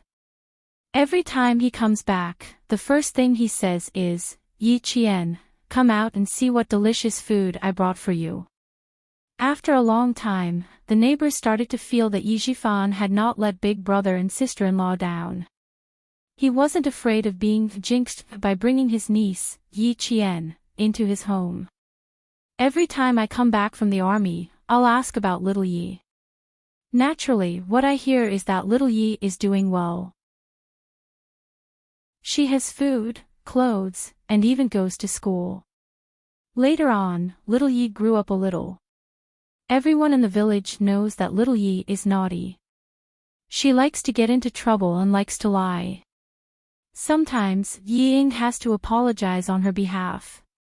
When she was in 4th or 5th grade, she almost froze to death in the snow. Luckily, Uncle Zhen found her and brought her home. Unfortunately, little Yi at that time wasn't the little Yi now. She didn't accept any help from me at all. Every time I went to look for her, I would be scolded by Sun Dongqing. After looking for her a few times, I gave up. Just like that, little Yi lived in Yi Jifan's house. On the surface, everyone thought that she was living a good life. Scolding, beating, and framing became a common occurrence in the family. If she didn't say anything, no one would know. Chapter 1874. Under such circumstances, none of the villagers would stand up for Yi Qian. Even though the villagers were down-to-earth and narrow-minded and did not stir up trouble, in the face of Sun Dongqing's scolding and beating of Yi Qian, they believed that as long as Yi Qian had food to eat, a place to stay, and a place to go to school, that would be enough. It was normal for them to be scolded and beaten for being naughty. Faced with Yi Qian's tragic past, Xia Jinyuan clenched his fists several times before he asked in a low and hoarse voice, "Did Yi Zhifan ever scold or beat Yi Qian?" No, it was always Sun Dongqing who stepped in, so it was not convenient for Uncle Zhen to stand up for Yi Qian sometimes. When he saw that she was unwilling to come back, he just assumed that Yi Qian was doing well, so he gave up on bringing her back. Principal Chen sighed as he talked about Yi Qian's childhood. It wasn't until the second day of Chinese New Year that Yi Qian came to her senses and resolutely left the Yi family to look for Uncle General. You know what happened after that. That was when Yi Qian's bitter days finally came to an end. As for her past, if Uncle Zhen hadn't asked about it, I wouldn't have known that she was living such a bitter life. Uncle Zhen blamed himself and kept telling me that he blamed himself for not persevering and leaving the child in a wolf's den. After hearing about Yi Qian's childhood, Xia Jinyuan, whose eyes were slightly red, was silent for a long time before he said in a hoarse voice, "Yi Qian almost froze to death outside in the 4th or 5th year of Chinese New Year. What was the cause?" On the eve of Chinese New Year, Yi Qian did something wrong and angered old Madame Ye's one-eyed son-in-law, Sun Yaozu, who kicked him. Old Madame Yi also thought that Yi Qian was a jinx to her and was an unlucky person, so she ordered Sun Yaozu to throw Yi Qian, who was pretending to be unconscious, to the edge of the field. Just like that, Sun Yaozu's name was engraved in Xia Jinyuan's heart.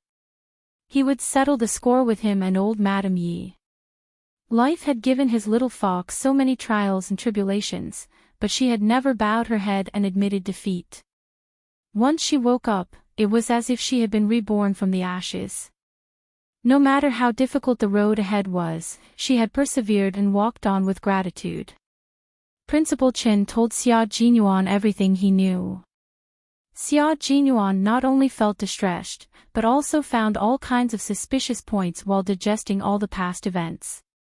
Yi Zhifan never hit or scolded Yi Qian. He never asked Yi Qian what trouble he got into or what lies he told.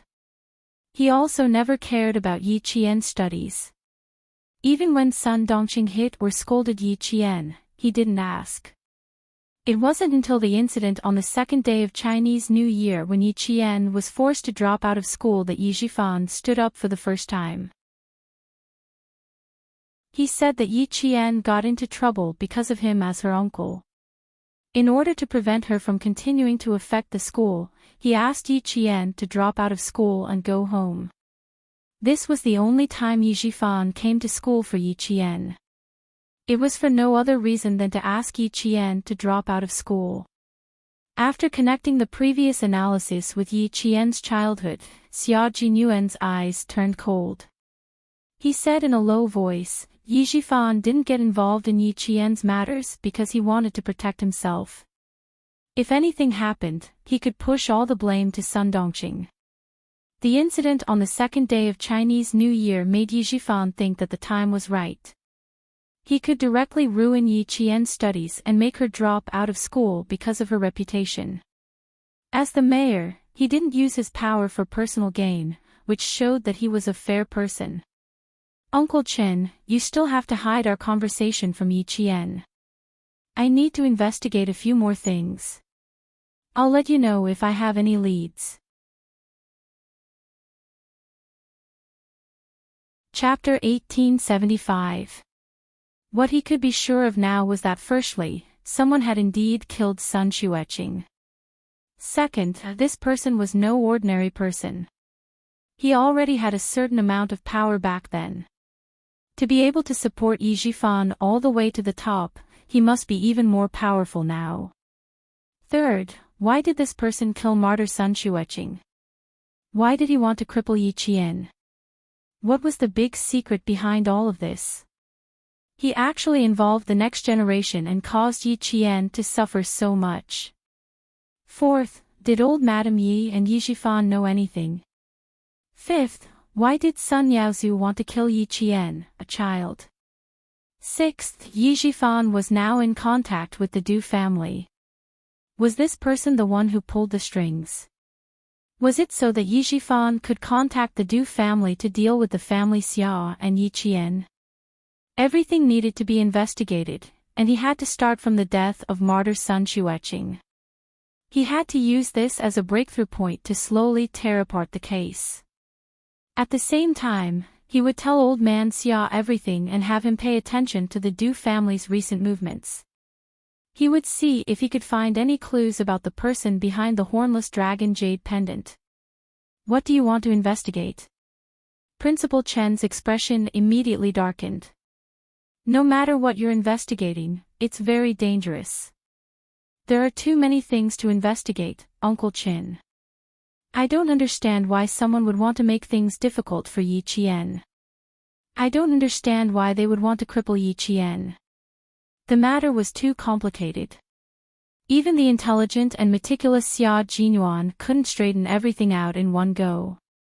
Seeing Principal Chen's expression suddenly turn cold and worried that he would act rashly, Xia Jinyuan couldn't help but smile. Don't worry, I won't investigate rashly. That's good. But you've always been steady, so I'm not worried. Although Principal Chin said this, the courage on his face slowly disappeared into his eyes. He glanced at the young major who was wholeheartedly concerned about Yi Qingtang and sighed softly. It seemed that he still had something to say, but was hesitating whether to say it or not. Xia Jinyuan poured a glass of warm water for Principal Chen and himself. Holding the glass, he stared at Principal Chen's thin face. His clear and dark eyes held a faint smile as he looked into Principal Chen's eyes. You don't have to worry about anything when it comes to me. Yi Qian isn't just my girlfriend, she's also my comrade. In the future, she'll be the love of my life. Uncle Chen, before he passed away, he told me to take good care of Yi Qian, to protect my wife like a real man, to protect her, to love her. I promised Uncle that I'd use my entire life to treat Yi Qian well. His last words moved Principal Chin. He knew that Xia Jinyuan could tell that he was hesitating because of Yi Qian. If you want to say it, you can say it now. If you're still hesitant or have any misgivings, you can say it the next time we meet. I'll listen. Xia Jinyuan had always been very patient when it came to Yi Qian. He could tell that Principal Chin was in a difficult position, so he didn't press him. He only smiled and said, whatever happened to her in the past or in the future, I'll accept it unconditionally. Principal Chin, who was already moved, laughed. Major Xia, that night at the snowy highlands, you played mind games with me. Now you're much more skilled at it. You can say what I want to hear the moment you open your mouth. Actually, Yi Qian herself isn't too clear about this. She only knows that her father isn't old Madame Ye's biological son, but she doesn't know that her father isn't Yi Xinfan. Chapter 1876. What did he mean? Xia Jinyuan narrowed his eyes and looked at Principal Chin. I need you to explain it more clearly. I can't explain it clearly. Uncle Zhen only told me that Yi Xinfan's father isn't Yi Xinfan. If you have time, go back to Shuka village. Chief Kai sent over a diary written by martyr son Xueqing. I didn't read it, and neither did Chief Kai. Maybe there's an answer in it. Xia Jinyuan nodded. He definitely had to get the diary. He would take Yi Qian with him. If you want to investigate Yi Xinfan's mother, I can give you the contact of a person. Before Principal Chin could finish his sentence, Xia Jinyuan suddenly stood up. Principal Chin realized something and immediately turned to look at the door of the ward. He saw Yi Qian. Yi Qian seemed to have not woken up yet. She stared at Headmaster Chin, who was leaning against the bed, with her dark eyes. Her look made Headmaster Chin very worried. He turned his head and quickly asked Xia Jinyuan, this girl, did she hear anything? Don't worry. Just as Xia Jinyuan was speaking, Yi Qian seemed to wake up. The moment the door was pushed open, a figure rushed to the bedside like lightning. Ayaya, you little girl. My old bones are about to be crushed by you. Principal Qin didn't know whether to laugh or cry when Yi Qian hugged him tightly. This girl rushed over in such a hurry and still managed to avoid his hand that was holding the syringe. Sigh, he had made her worry. It was not that Yi Qian had not woken up, but she was so surprised that she was stunned.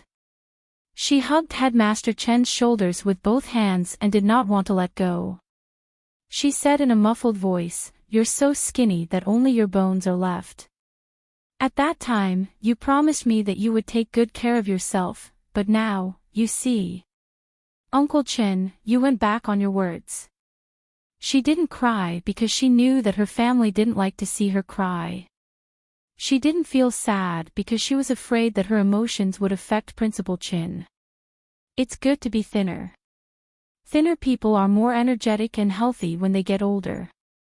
You, on the other hand, have lost a lot of weight. You've lost so much weight that there isn't much flesh on your face.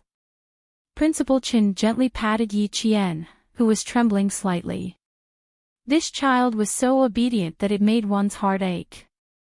She knew that he didn't like her and would cry at the slightest thing, but she had been holding it in, afraid that she would make him unhappy. He couldn't understand why someone would want to make things difficult for such a well-behaved and obedient child, who had no parents. Xia Jinyuan moved a chair to the side of the ward, put his arm around Yi Qian's shoulder and asked her to sit down. Uncle Qin just woke up. Stay here and chat with him. I'll go get breakfast. His original plan was to return to the military base after sending Yi Qian back to school, but now he had to change his plan. He had to go to Shuku village first, so Yi Qian could only go back to school alone. The 4-day break was a little rushed. If he went to Shuku village, he wouldn't be able to go to the National University of Science and Technology of China. Xia Jinyuan, who had rebooked his plane ticket, came up with a bowl of plain porridge. He happened to see the doctor doing his rounds. After the doctor finished writing the medical record, he smiled and said, "I didn't expect you to be able to understand these medications. I almost thought that you were a military doctor." He then said to Principal Qin, "Your child is really smart. She can even teach herself medicine." Yi Qian was changing Principal Chen's for drip. She had inserted too many needles recently, and there were countless needle holes on Principal Chen's arms. There were also many bruises left behind from the needles. The nurse came over and inserted 2 needles, but there was no blood flow back. Yi Qian disinfected her hands and asked the nurse to go to the side.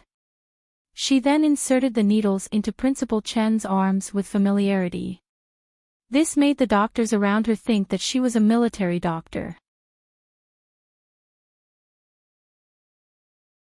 Chapter 1877. Xia Jinyuan suddenly remembered that night in Fujian town, the soldier who was chasing after the gang leader was shot. At that time, it was Yi Jian who assisted the military doctor to complete the operation. When the military doctor was cleaning the gunshot wound, Yi Qian would be able to prepare the necessary surgical tools and pass them to the military doctor accurately. At that time, he thought that the military doctor had told Yi Qian in advance, but now it seemed that she probably knew it herself. Why did she know it? How old was she at that time? She wasn't even a third-year middle school student. How did she know it? Who taught her? Did the military doctor teach her at that time? If he had taught her, with her memory and comprehension, she would have been able to remember it. Suppressing his surprise, he heard Principal Chen laugh and say, "She's smart. She likes to flip through all kinds of books and knows how to use her own hands. She just looks familiar. How can she compare to a nurse who graduated from a professional college? Besides, they also need to learn some simple emergency measures. If they don't know anything, then it'll be troublesome." Xia Jinyuan couldn't help but laugh. She was indeed eager to learn. As long as she thought it was useful, she would take the initiative to learn. Things like bandaging and inserting needles were basic emergency measures that they had to learn on the battlefield. It was normal that she would insert needles into Uncle Chin. Our nurses also need to learn more. She's not a professional and can insert needles on the first try. You guys need to learn more, the doctor said humorously to the two nurses. Although he was joking, he was also lecturing them. The two nurses nodded and humbly listened to the lecture. Just now, the two of them were indeed a little embarrassed. They had each inserted needles twice without success, but the female soldier from the army succeeded on the first try. They were so familiar with her that they thought she was the accompanying military doctor in the army. Yi Qian, who was wearing the jungle combat training uniform of the field forces, was easily misunderstood by them. After adjusting the speed of the drip, Yi Qian stood up straight and said with a smile, "I was a little impatient. Please forgive me, Professor. This child sure knows how to be polite." The doctor saw that Yi Qian was very polite and mature. He smiled and said, "Then you have to take good care of the old class leader. He can eat some meat now, but it should be light. He can't eat spicy food." The military was extremely meticulous when it came to living arrangements. Previously, there were caretakers to take care of him, especially when it came to food. Every day, there would be nutritious meals, and there would be a list of what to eat and what nutrients to add. This was something that Principal Chin, who was used to living a rough life, could not get used to. Last week, after he was allowed to eat some meat and fish, he was determined not to be given any more preferential treatment. He even asked the military and the hospital to withdraw the caregivers and stop giving them such special treatment. The guards asked for instructions from their superiors. Only after obtaining the military's approval did they inform the hospital to withdraw the special treatment according to Principal Chen's wishes. Only then did Principal Chen feel much better. "Uncle Chen, listen carefully.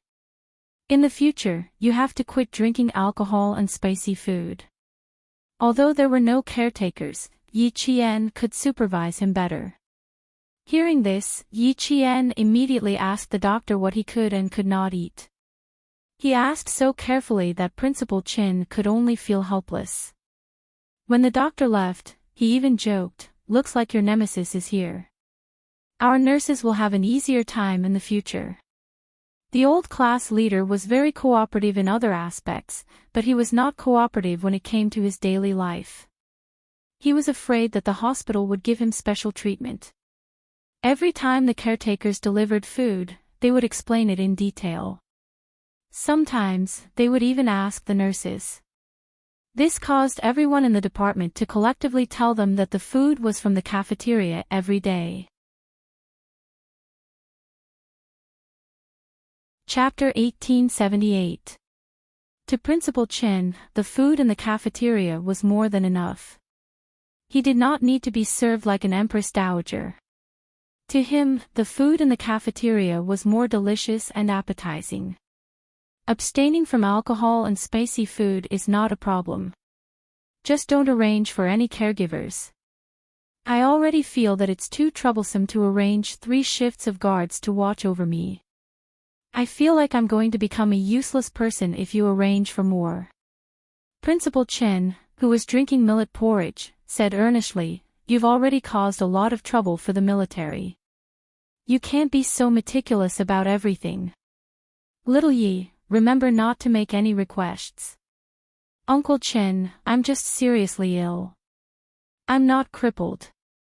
I don't need anyone to take care of me. Don't treat me like a useless person. I don't like to be served like this." Yi Qian knew Principal Chen's temper.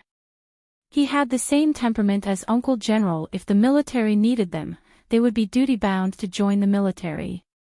But when they returned to their daily lives, they would have to solve any problems on their own. They would never trouble the military.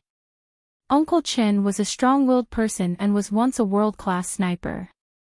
How could he accept a life of being taken care of everywhere? This kind of life might be good for others, but for Uncle Chin, it was denying his ability to continue contributing to the military. This was what Uncle Chin could not accept the most. Hearing this, Yi Qian smiled and said, "I'll remember what you said. I won't make any requests to the military." But when you say return to the military, do you mean your second military service? Otherwise, Uncle Chin would not say that he would return to the military directly. Instead, he would say that he would visit the military occasionally. Return to the military directly. Xia Jinyuan, who was putting a steamed bun on Yi Qian's plate, could not help but look over. If you stay in the military all the time, you can. You'll be happier too. According to China's military service law, retired soldiers could not return to the military in principle. However, if the military specially recruited them, they could still return to the military. However, they were not considered veterans. They were only specially recruited. It was like a university inviting an old expert to teach a class. Yes, I'm re-employed as a special recruit, so I can't be considered an official soldier. But when I return to the army, there will be no one at home. If you want to go home. Principal Chin hesitated. He was worried that when Yi Qian returned to the village, the house would be too empty and cold. Uncle Chin, I think it's pretty good. In the future, as my training and studies become more intense, I'm afraid that I won't be able to return to the village often. When I enter the army, it will be even more difficult for me to return. I think it's good that you've been specially hired to return to the army. Yi Qian interrupted him somewhat anxiously. She knew what Principal Chin was thinking, but to put it bluntly, she really didn't have much affection for Shuka village. It was probably because she had been hurt too badly by the rumors and slanders in the village in her previous life, and it was also probably because she had weak feelings for other people other than her family. So much so that even though she had lived 2 lives, she could not bear to part with the village that had raised her. If Uncle Chen was specially hired to stay in the army in the future, that would be perfect. In the future, during the holidays, she could directly return to the army to look for Uncle Chin. She could also train with the soldiers during the holidays. Yi Qian only needed to think about this kind of life for a moment, and the corners of her mouth curled up slightly. It seems like you really want me to return to the army. All right, as long as you don't have any objections, then I've decided. In the future, I'll stay at the sniper base in the southern province. Shuku village. Yi girl, I'm afraid I won't be returning to the village in the future. Chapter 1879. Principal Chen was not a local resident of Shuku village. Being far away from his hometown, he was used to traveling around the world and was less homesick than others. He had been the principal of Fujian Town Middle School for more than 10 years, and even his house was arranged by the school. If you don't want to go back, then so be it. I'll go wherever you go in the future. Yi Qian spoke so quickly and confidently that Xia Jinyuan couldn't help but raise his eyebrows. He coughed lightly and waited for her gaze to fall on him before he said calmly, I heard that the sniper training base in southern province is very convenient to get to the airport. If you're free, you can actually come to Beijing for a short stay. My dad and grandparents will be very happy to have you here. I called my dad in the wee hours of the morning and told him that I planned to go back in the afternoon to visit him. Who knew that he would tell me directly that I didn't need to go back alone and that he would be happy to bring you back?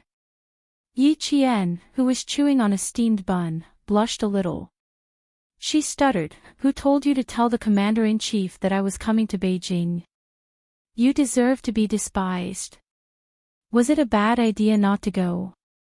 But going didn't seem right either. Yi Qian had a headache. She was most afraid of this kind of thing. It's time to pay him a visit. During this period of time, as long as Commander Xia has time, he will take the time to visit me in the hospital. He will send people to take care of things in the hospital. Little Yi, you will go with Major Xia to visit the Commander-in-Chief in the afternoon. Principal Qin was naturally happy to see that the relationship between the parent and the representative was stable. As he spoke, he signaled Xia Jinyuan with his eyes. The major, who was well liked for his work, immediately said, "Then we'll listen to Uncle Qin. We'll go home together in the afternoon." Yi Qian was so scared that she didn't even chew the steamed bun in her mouth and swallowed it. She didn't want to go back to Captain Xiao's house now. She didn't want to go at all. Principal Qin glanced at the way she swallowed the steamed bun in fright. Before she could catch her breath, he quickly nodded. "Go earlier. Don't come back too early. I need to catch up on my sleep in the afternoon." Commander-in-Chief Xiao liked Yi Wanwan very much. Every time he came back, he couldn't help but talk about her. His words implied that he wanted Yi Wanwan to visit his home. But this girl was thin-skinned. She definitely wouldn't agree if Major Xia invited her to his house. It was only possible if he opened his mouth. "Then I'll call my dad now and tell him. It just so happens that it's Sunday today. If he's free, he usually plays chess and fish with his old comrades. It's easy to arrange the time." "All right, then call the Commander-in-Chief. I have something to discuss with little Yi."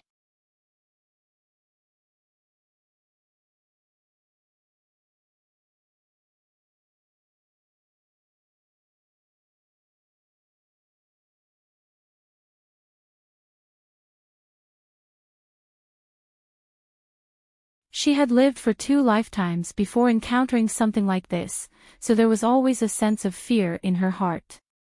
She did not have the confidence and was afraid that she would not do a good job. "Do you think that if I suddenly go over, Commander-in-Chief Xia will think that I'm not very sensible?" The more she spoke, the more nervous she became. Seeing that she was about to twist her fingers into pieces, Principal Qin did not know whether to laugh or cry. "Why are you so worried? You are not afraid of anything. Why are you afraid of going to the Commander-in-Chief's house? Besides, this time you are going there to thank the Commander-in-Chief for taking care of me. How can it be rude? If you come and don't go, it will be rude." Chapter 1881. The Commander-in-Chief is also looking forward to you going, which shows how satisfied he is with you. Little girl, although you are still young and Uncle Qin has never been married before and doesn't know how to get along with marriage, Uncle Qin is here to tell you that marriage is definitely not a matter between you and Major Xia, but an important matter between 2 families. If the Commander-in-Chief's family is satisfied with you, then that is a true marriage. If he is not satisfied, no matter how good Major Xia is to you, Uncle Qin will never agree to let you be with him. Go over today and thank the Commander-in-Chief for taking care of me. Tell him that I, Qin Dongfeng, have nothing else but to train a few more excellent snipers and not let the troops down." With this heart-to-heart talk, Yi Qian suddenly felt a lot less burdened. Meeting the parents was a very cautious thing. Although she knew that Commander-in-Chief Xia was satisfied with her, she was still afraid that her relationship with Du Jiayi would implicate the Commander-in-Chief. After all, Du Jiayi's father was Chief of Staff Du of the General Staff Department and was not on good terms with the Commander-in-Chief. If Chief of Staff Du knew about her relationship with Captain Xia and wanted to help his daughter, would he go against the Commander-in-Chief again? Wei Jieyue had said that Chief of Staff Du and his wife, Madame Li, were very protective. Don't feel burdened. Uncle Qin believes that you will do well. If the Commander-in-Chief asks you to stay for dinner, don't refuse, okay? It is not easy for Major Xia to come back to the capital. If you refuse to eat, he will definitely come with you. You want to spend more time with me, but you have to think from Major Xiao's point of view. Who doesn't want to spend more time with their family? Especially since both of you are soldiers and you spend very little time at home. What you do is so dangerous. Your family will only be relieved if they see that you are safe. Girl, no matter how nervous you are, you have to go. There were no flowery words or grand principles. Headmaster Chen's words were simple and easy to understand principles of how to deal with people. Yi Qian nodded gently. Okay, I know. It was better not to think about it in her heart. She really couldn't just think that she didn't want to go and not think that if she didn't go, Captain Xia would most likely not go home. Didn't he just say that Commander-in-Chief Xia had said, if he goes home alone, then don't come back either? Although he was very nervous, he didn't care anymore. He gritted his teeth and went ahead.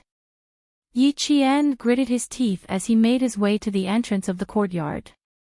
The guard checked their IDs and confirmed that their identities were correct. He saluted the two people in the car and immediately let them go. When the car window was rolled up, Yi Qian immediately raised his hand to rub his face, trying to loosen his stiff apple muscles. I'm so nervous, so nervous. I'm even more nervous than the first time I used a gun to kill a target.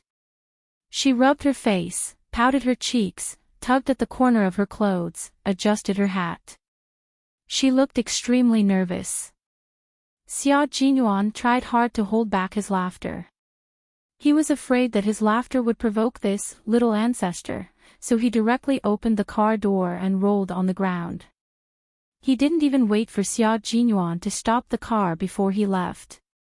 Is there really only the commander-in-chief at home? Was there really no one else? Are there any other leaders? Captain Xia, you have to tell me the truth too. Don't make me confused. Then, before Xia Jinyuan could answer, she said again, if I do anything wrong later, quickly give me a look. I can understand what you mean. If I do something stupid, don't just sit there. You must stand out. Is my bow tie crooked? Is my collar flat? Oh, are my epaulets loose? Chapter 1882. There was no one else who could be this nervous. Without Xia Jinyuan saying anything, Yi Qian, who had been talking to himself, began to tidy up the military academy's winter uniform, afraid that it would be rude. She had spent a long time tidying up the winter uniform in the hospital. Her epaulets, collar, bow tie, and belt were all neatly arranged. Because the clothes had been in her bag all this time and had not been worn before, she had even borrowed an iron from the caregiver to iron them to the point that there were no creases at all. She had already checked them carefully, yet she was still afraid of being rude. It was obvious that she was extremely nervous. After entering the courtyard, Xia Jinyuan slowed down the car. He smiled and looked at her gently. His slender fingers nimbly maneuvered the steering wheel to turn to the left. Everything is fine. There's nothing rude about it. Little fox, you're too nervous. Relax. My dad isn't some evil spirit. Why are you so nervous? Besides, you've already met my dad. It's not like an ugly daughter-in-law meeting her in-laws. My dad was very happy when he heard that you were here. The good news came so suddenly that he wondered if I was deliberately teasing him. He only believed me after confirming it with me. You said you were nervous. Maybe my dad is even more nervous than you are. Yi Qian, who was so nervous that he could not sit still, laughed when he heard this. How can you say that?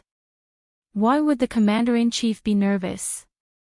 After being teased by him, Yi Qian finally felt that he was no longer as nervous as when the car drove into the courtyard. He patted his chest and continued to take deep breaths. Don't be nervous, don't be nervous. If you retract your head, you'll be stabbed. Just grit your teeth and you'll get through it. Xia Jinyuan's forehead twitched when he heard that. He was even distracted from driving. My house is not an execution ground. You won't be stabbed.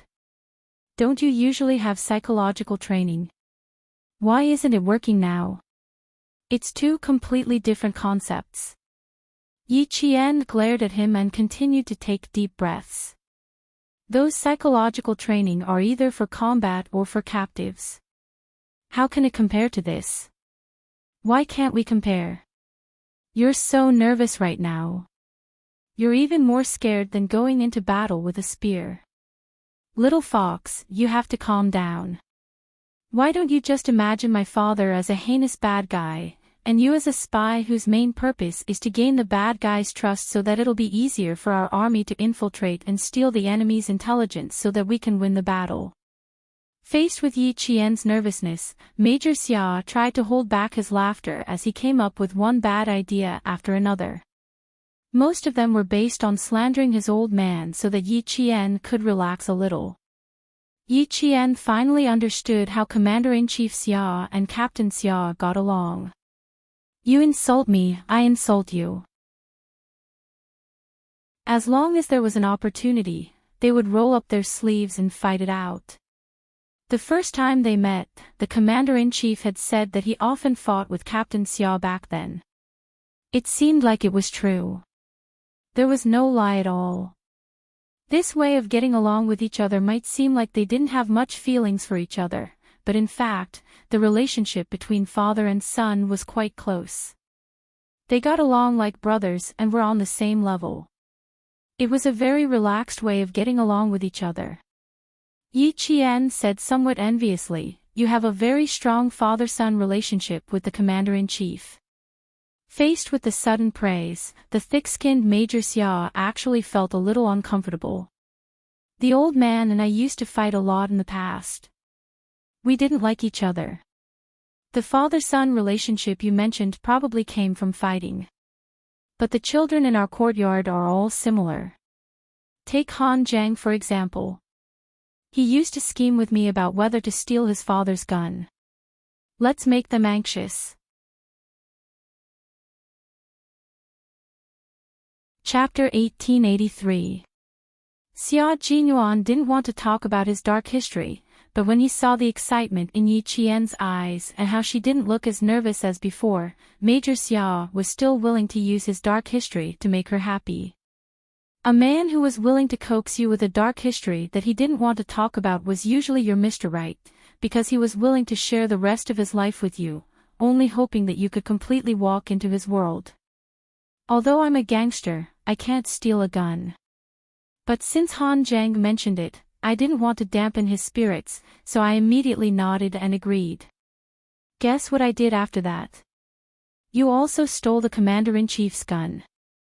Xia Jinyuan laughed.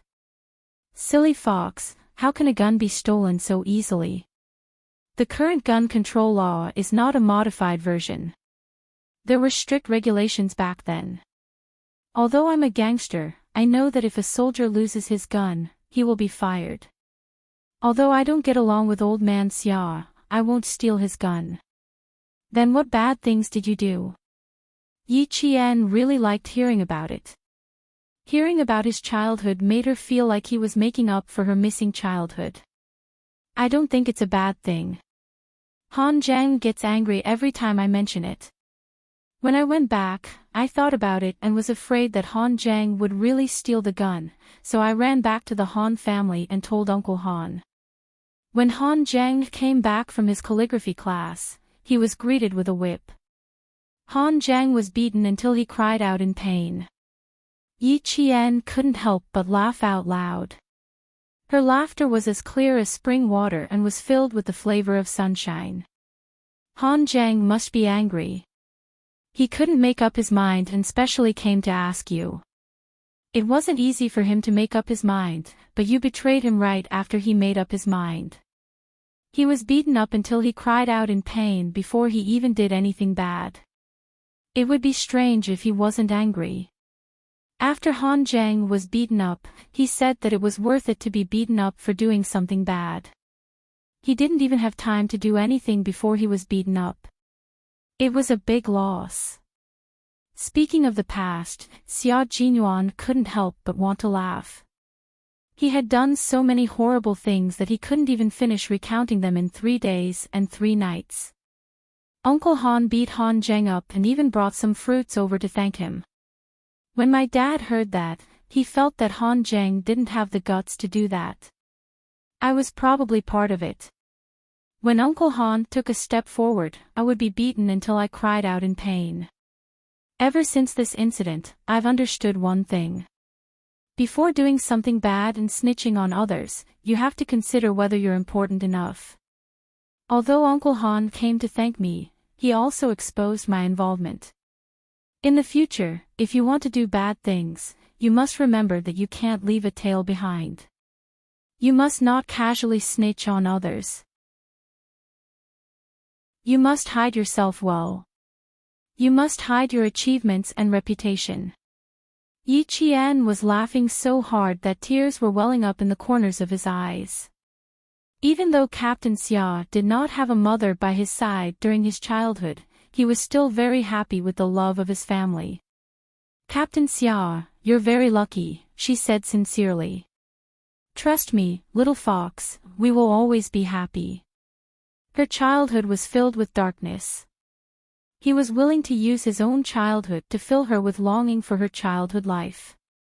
With Xia Jinyuan's childhood memories, Yi Qian's tense heartstrings finally relaxed.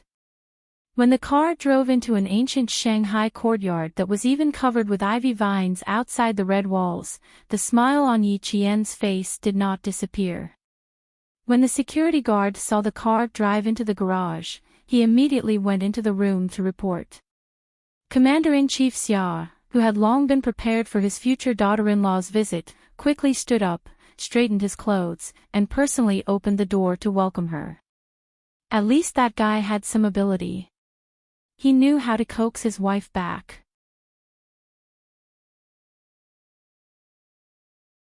Chapter 1884. The compound arranged by the military for Commander-in-Chief Xia had a large area of vegetation. In front of the old Shanghai-style compound, there was a corridor that looked like a modern sky garden. The corridor was made of red bricks and was not painted. The red bricks and white walls had pots of potted plants on them. Even in the middle of winter, there were small red flowers in the potted plants. Yi Qian took a closer look and realized that they were blooming red plum blossoms. The outer walls were covered with vines.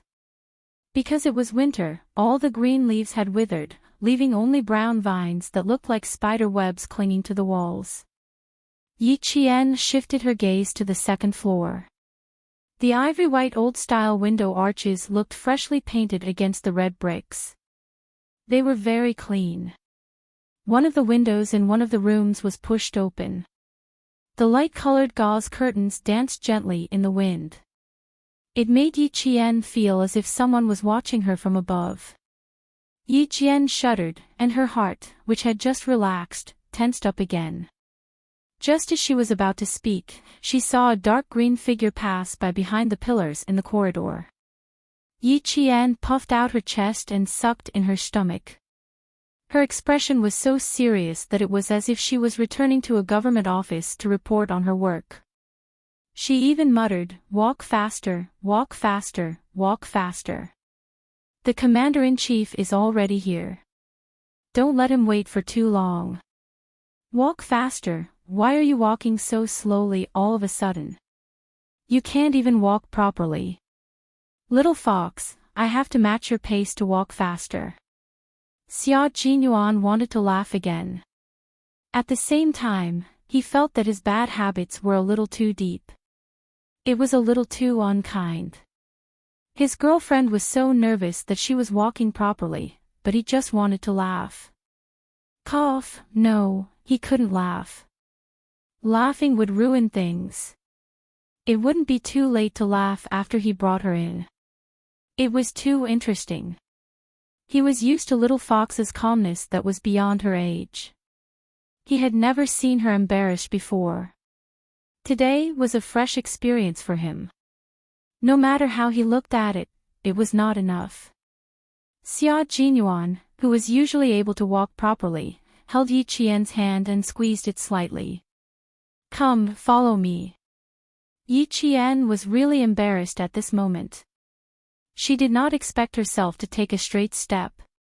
Commander-in-Chief Xia, who was standing on the steps, also wanted to laugh, but he held back and maintained a kind smile. He looked gently at Yi Qian, who was led by his son all the way here. "Xiao Yi, treat this place as your own home. Don't be so nervous. I'm not a man-eating tiger. What are you afraid of? Even if I'm a man-eating tiger, with the abilities of the special forces, it's not a problem to get rid of a tiger." This was what Commander-in-Chief Xia said to his future daughter-in-law, who was visiting his house for the first time. His future daughter-in-law, who was originally nervous, almost trembled and fell. "Be careful under your feet, the gravel road is a bit uneven." He held his girlfriend firmly and said softly, "My dad is right. If you're not even afraid of a tiger, my dad has nothing to be afraid of." Yi Qian thought, even 10 tigers are no match for the commander-in-chief. She dared to hit a tiger, but she definitely did not dare to hit the commander-in-chief. The commander-in-chief saw that Yi Qian was so nervous that she did not know where to put her hands and feet. The smile on his face became even more benevolent. "Take a seat first. I'll make you some tea. Drink some hot tea to calm your nerves, then relax and chat. I won't trouble you. I'll go."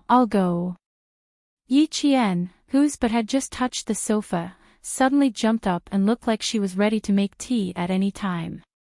Commander-in-Chief Xia could not help but tease her. "Do you know where my kitchen is?"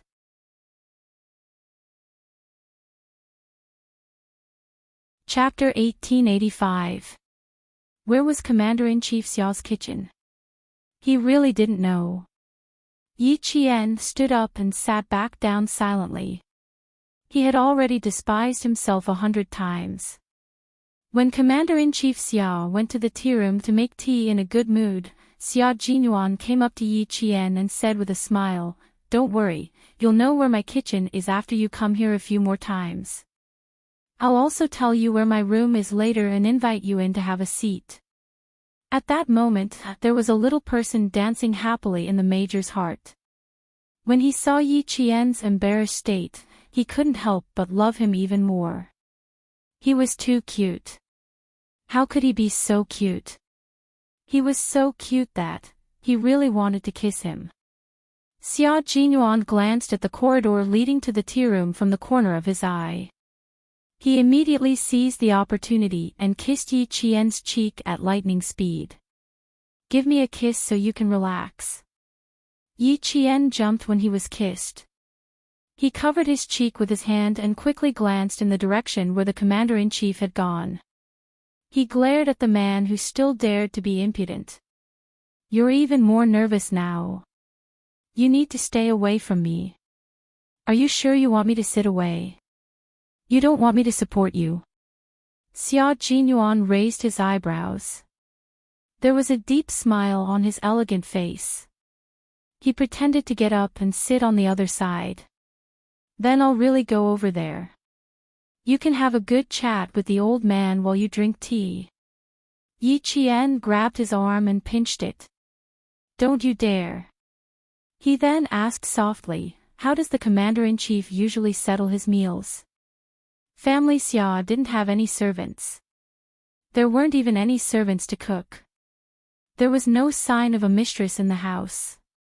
Although the decor was warm, it was full of masculinity.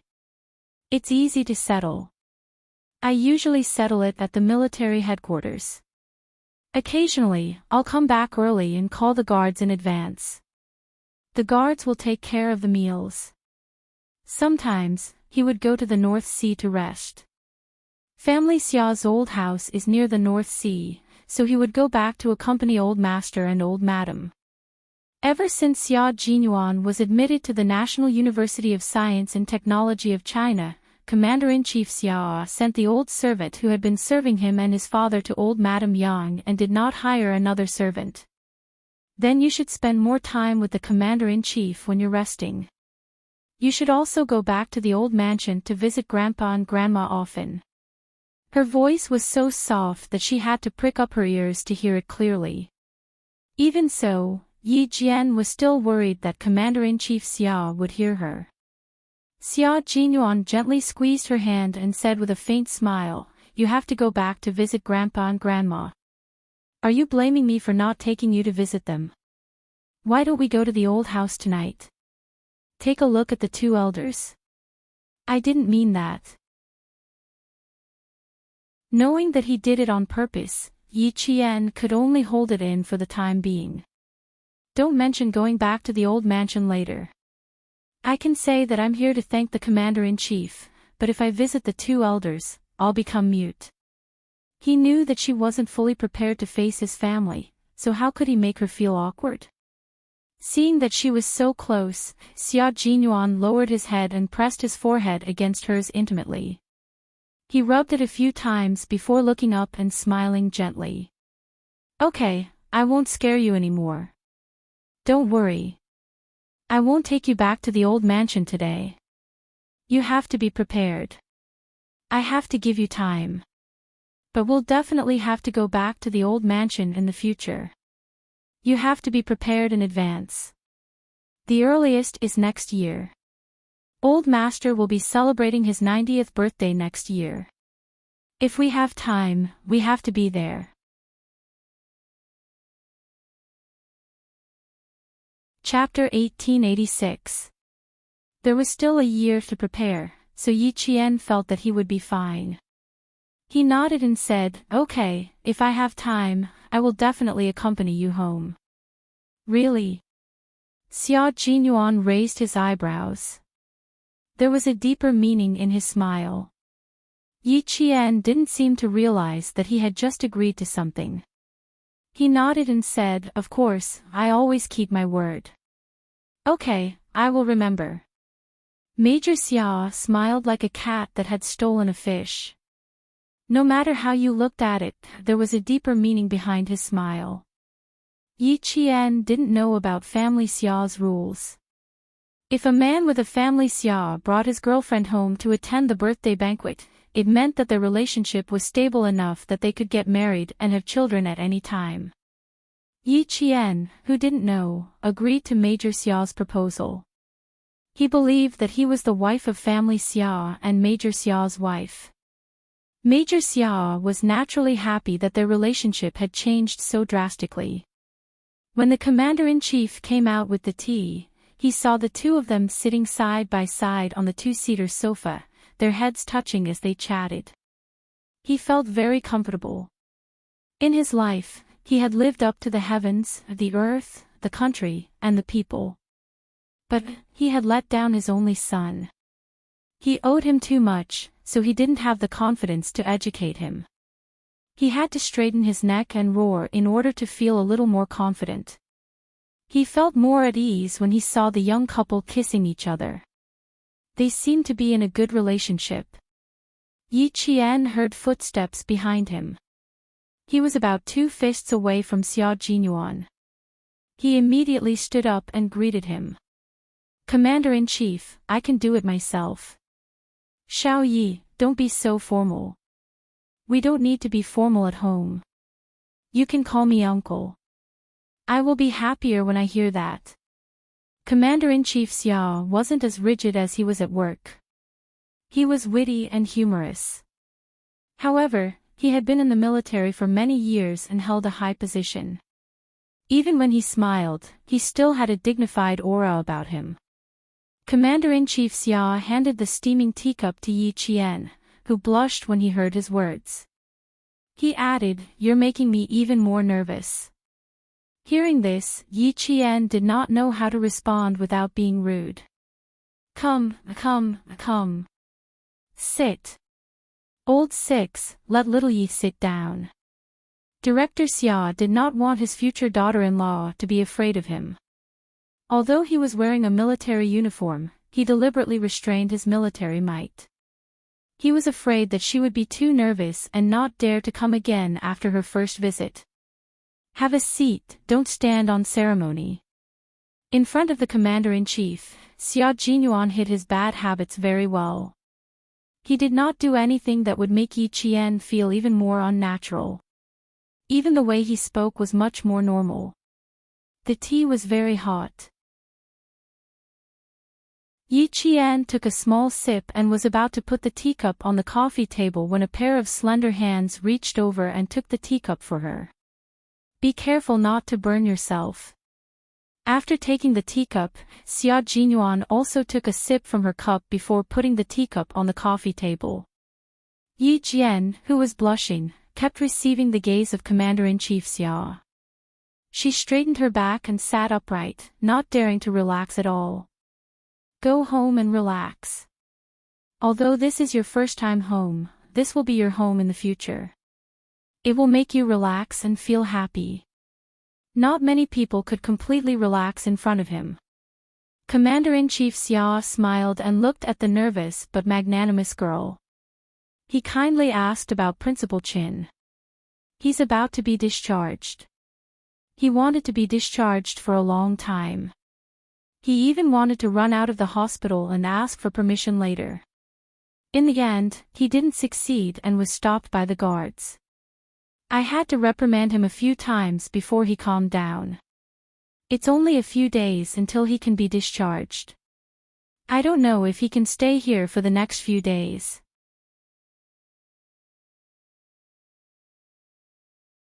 Chapter 1887. After taking a few sips of hot tea, Yi Qian gradually relaxed his stiff body and said politely, Commander-in-Chief, Uncle Chen's illness has caused you to worry. Thank you very much. If it weren't for your timely arrangements, Uncle Chen might not have been able to pull through. I don't deserve your thanks. This is what the military should do. He fell in a position to train talents for the army, so it's only right for the military to do its best to save him. Fortunately, he survived the scare without any mishap. Otherwise, it would be the biggest regret of the military. Xia Jinyuan became the guest. He stared at the girl he admired with a soft gaze. He watched her go from nervousness to calmness, and then back to calmness. Her thin and sexy lips were always slightly raised. His girl took this step for him, which meant that she approved of him and was willing to treat his home as her own. In the future, his home would be her home. It would be the home for both of them. We took his situation into consideration and combined it with the actual situation. In the end, we arranged for him to go to the sniper training base in the southern province. He will be specially recruited as a veteran and will enjoy the benefits of being in the army. Of course, his personal information will still be classified. His file will not be transferred to the southern province military region. And you will be able to be at ease. You won't have to worry about your family.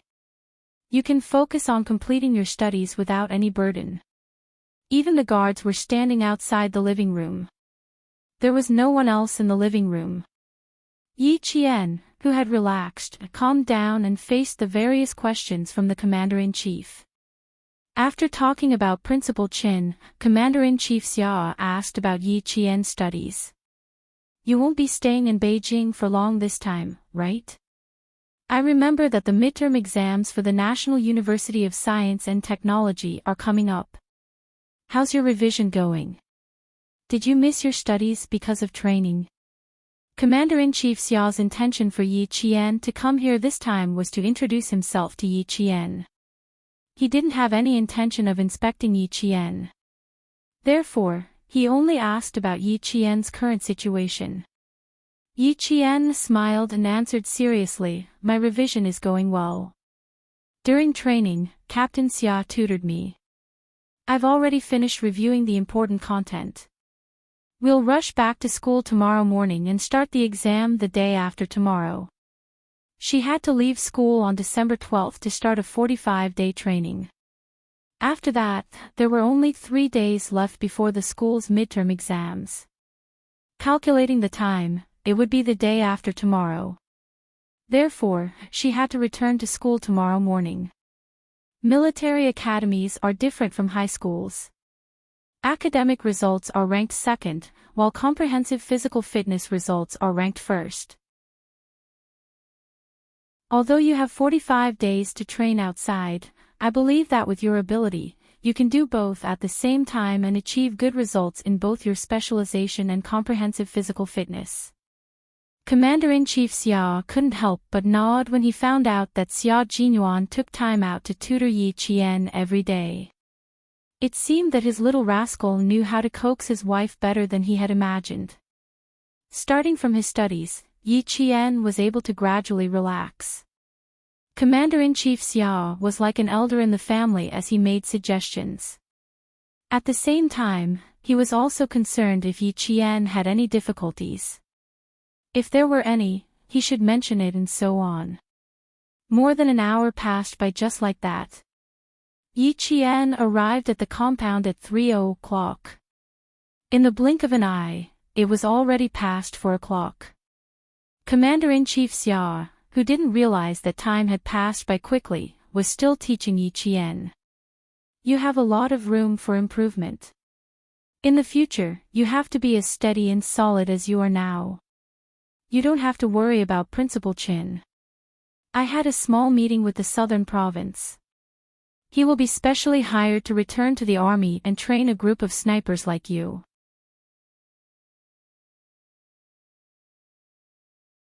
Chapter 1888. You and sixth brother don't have to worry about family matters. Just take care of your own affairs and don't let down the country's expectations of you. He then said to Xia Jinyuan, you also have to restrain yourself better. As a man, not only do you have to shoulder the responsibility of your military uniform, but you also have to shoulder the responsibility of your family. Treat Xiao Yi well, who dared to go through hardships with you. Don't mess around. She was a very nice girl who didn't deliberately curry favor with him just because he was the commander-in-chief. Although she was very nervous, it was obvious that her nervousness stemmed from the importance of family Xia. She was afraid that she would be rude. She had a down-to-earth temperament, a sincere way of dealing with people, and her talent.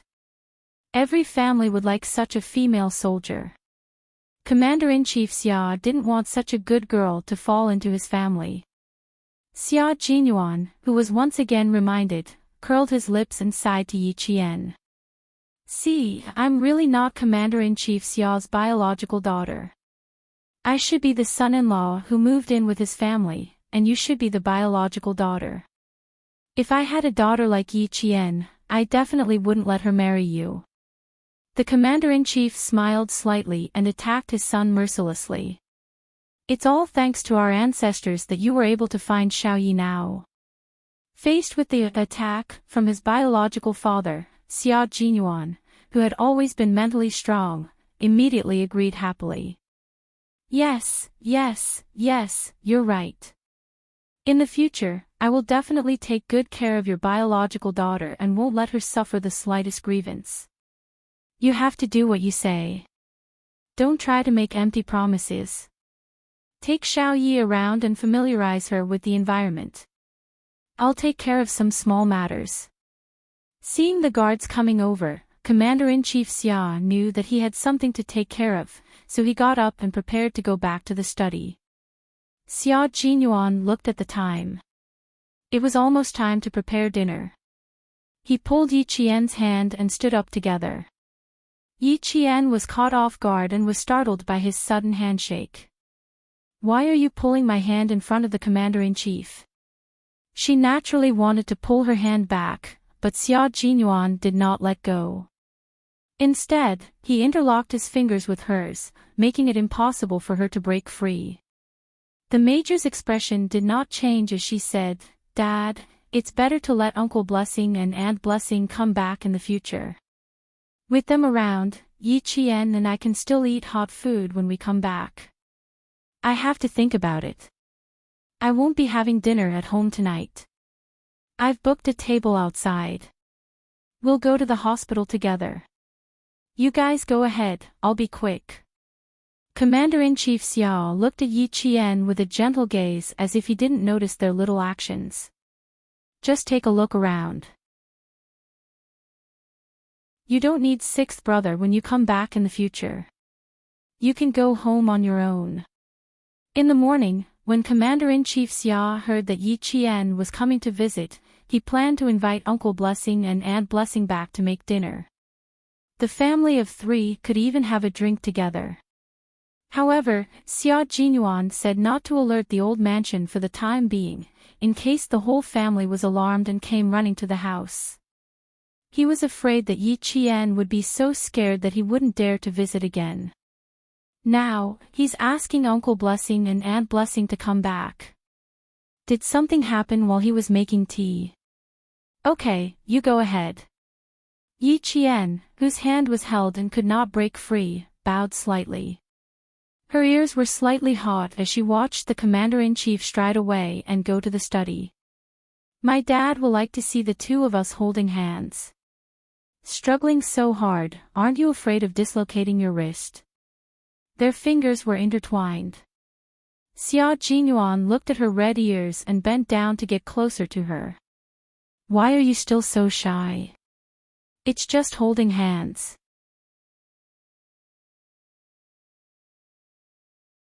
Chapter 1889. There's nothing to be shy about holding hands with, but in front of the Commander-in-Chief. Why? Shouldn't you be more reserved? Being around him was really a good way to train one's psychological tolerance. Yi Qian looked at their interlocked fingers and decided there was no need to shake them off. However, he still had to make things clear. I was shocked by you. I'm not used to holding hands in front of elders. She wasn't angry, but she was indeed not used to it. Xia Jinyuan kissed the back of her hand. Everything requires a process of getting used to it. I'll only hold hands and won't do anything else. How about that? He was so shy that he needed to practice. Are you sure? Yi Qian didn't believe him. He had already experienced Xia Jinyuan's insatiable nature. Xia Jinyuan immediately changed the topic. Let's go. I'll take you around. The old man is right. In the future, when I'm not at home, you can go home alone. Before they left, Yi Qian suddenly heard the sound of something slamming on the floor upstairs. Xia Jinyuan looked up. The sound didn't come from the study, but from the bedroom. Xia Jinyuan was a little worried. He frowned and said softly, "Wait a minute. I'll go ask the guard." Yi Qian, who was nervous again, quickly nodded and gestured for him to go take a look. He was angry. Something big must have happened. He thought he would have to wait for a long time. Who knew that the man who left in less than 3 minutes would return to the living room? This was bad. Even Xia Jinyuan, who had been smiling the whole time, looked a little gloomy. Yi Qian became more and more uneasy, but he knew it wasn't because of her. When Yi Qian walked out, he realized why his face was gloomy. It turned out that Commander-in-Chief Xiao's ex-wife, Madame Xiao, came to the villa complex a few days ago but was rejected. This afternoon, she went directly to the family Xiao's old mansion to disturb Madame Xiao's peace. Every time she comes back, there are a lot of things to do. She makes everyone unhappy, and then she leaves without taking any responsibility, just like before. After Xia Jinyuan said coldly, he looked calm again. Let's not talk about her. Let's go. I'll take you to the place where I used to go when I was young. One is the sports field, where the punishment is the most severe. The other is the banyan forest, where a group of people play a game of good guy and bad guy. He didn't mention Madame Xiao again, and Yi Qian didn't ask about it either. She smiled and asked a few more questions as she listened to his childhood. Soon, the man beside her was the handsome, smiling, and elegant young master again. Most of the senior officials and heads of state in Jing City lived in the compound. Most of them were senior generals in the army. Xia Jinyuan didn't take her too far. Because it was a Sunday, they met a few people who knew Xia Jinyuan. Fortunately, the two of them did not hold hands and only chatted as they walked. When they met someone they knew, Xia Jinyuan said that she was his junior from school and came to Beijing for an internship. He did not directly introduce Yi Qian as his girlfriend. Military school students should abide by the rules. They could be more presumptuous at home, but when they were outside, Xia Jinyuan was very careful about Yi Qian's reputation. He didn't want her to be criticized again. "I'm not free tonight. My junior brothers and sisters from school are coming over, so I have to be a good host. Let's have a drink. I'll definitely look for you when I come back next time." Xia Jinyuan smiled and declined the invitation. After chatting with them for a while, he took Yi Qian back home.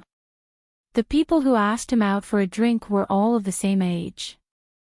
Although they weren't as close as Han Zheng, they got along well. They didn't really grow up in the villa complex. Some of them only moved to the villa complex when they were in their teens with their parents. Although they know each other, they aren't very close. You're tuning into the LoveLore Library YouTube channel. We're so grateful for your support, and don't forget to subscribe to join us on this incredible journey through captivating stories. Your generosity through donations truly makes a world of difference, as it's the primary source of revenue that allows me to expand and enhance this channel for you. Thank you from the bottom of my heart for being a part of this adventure.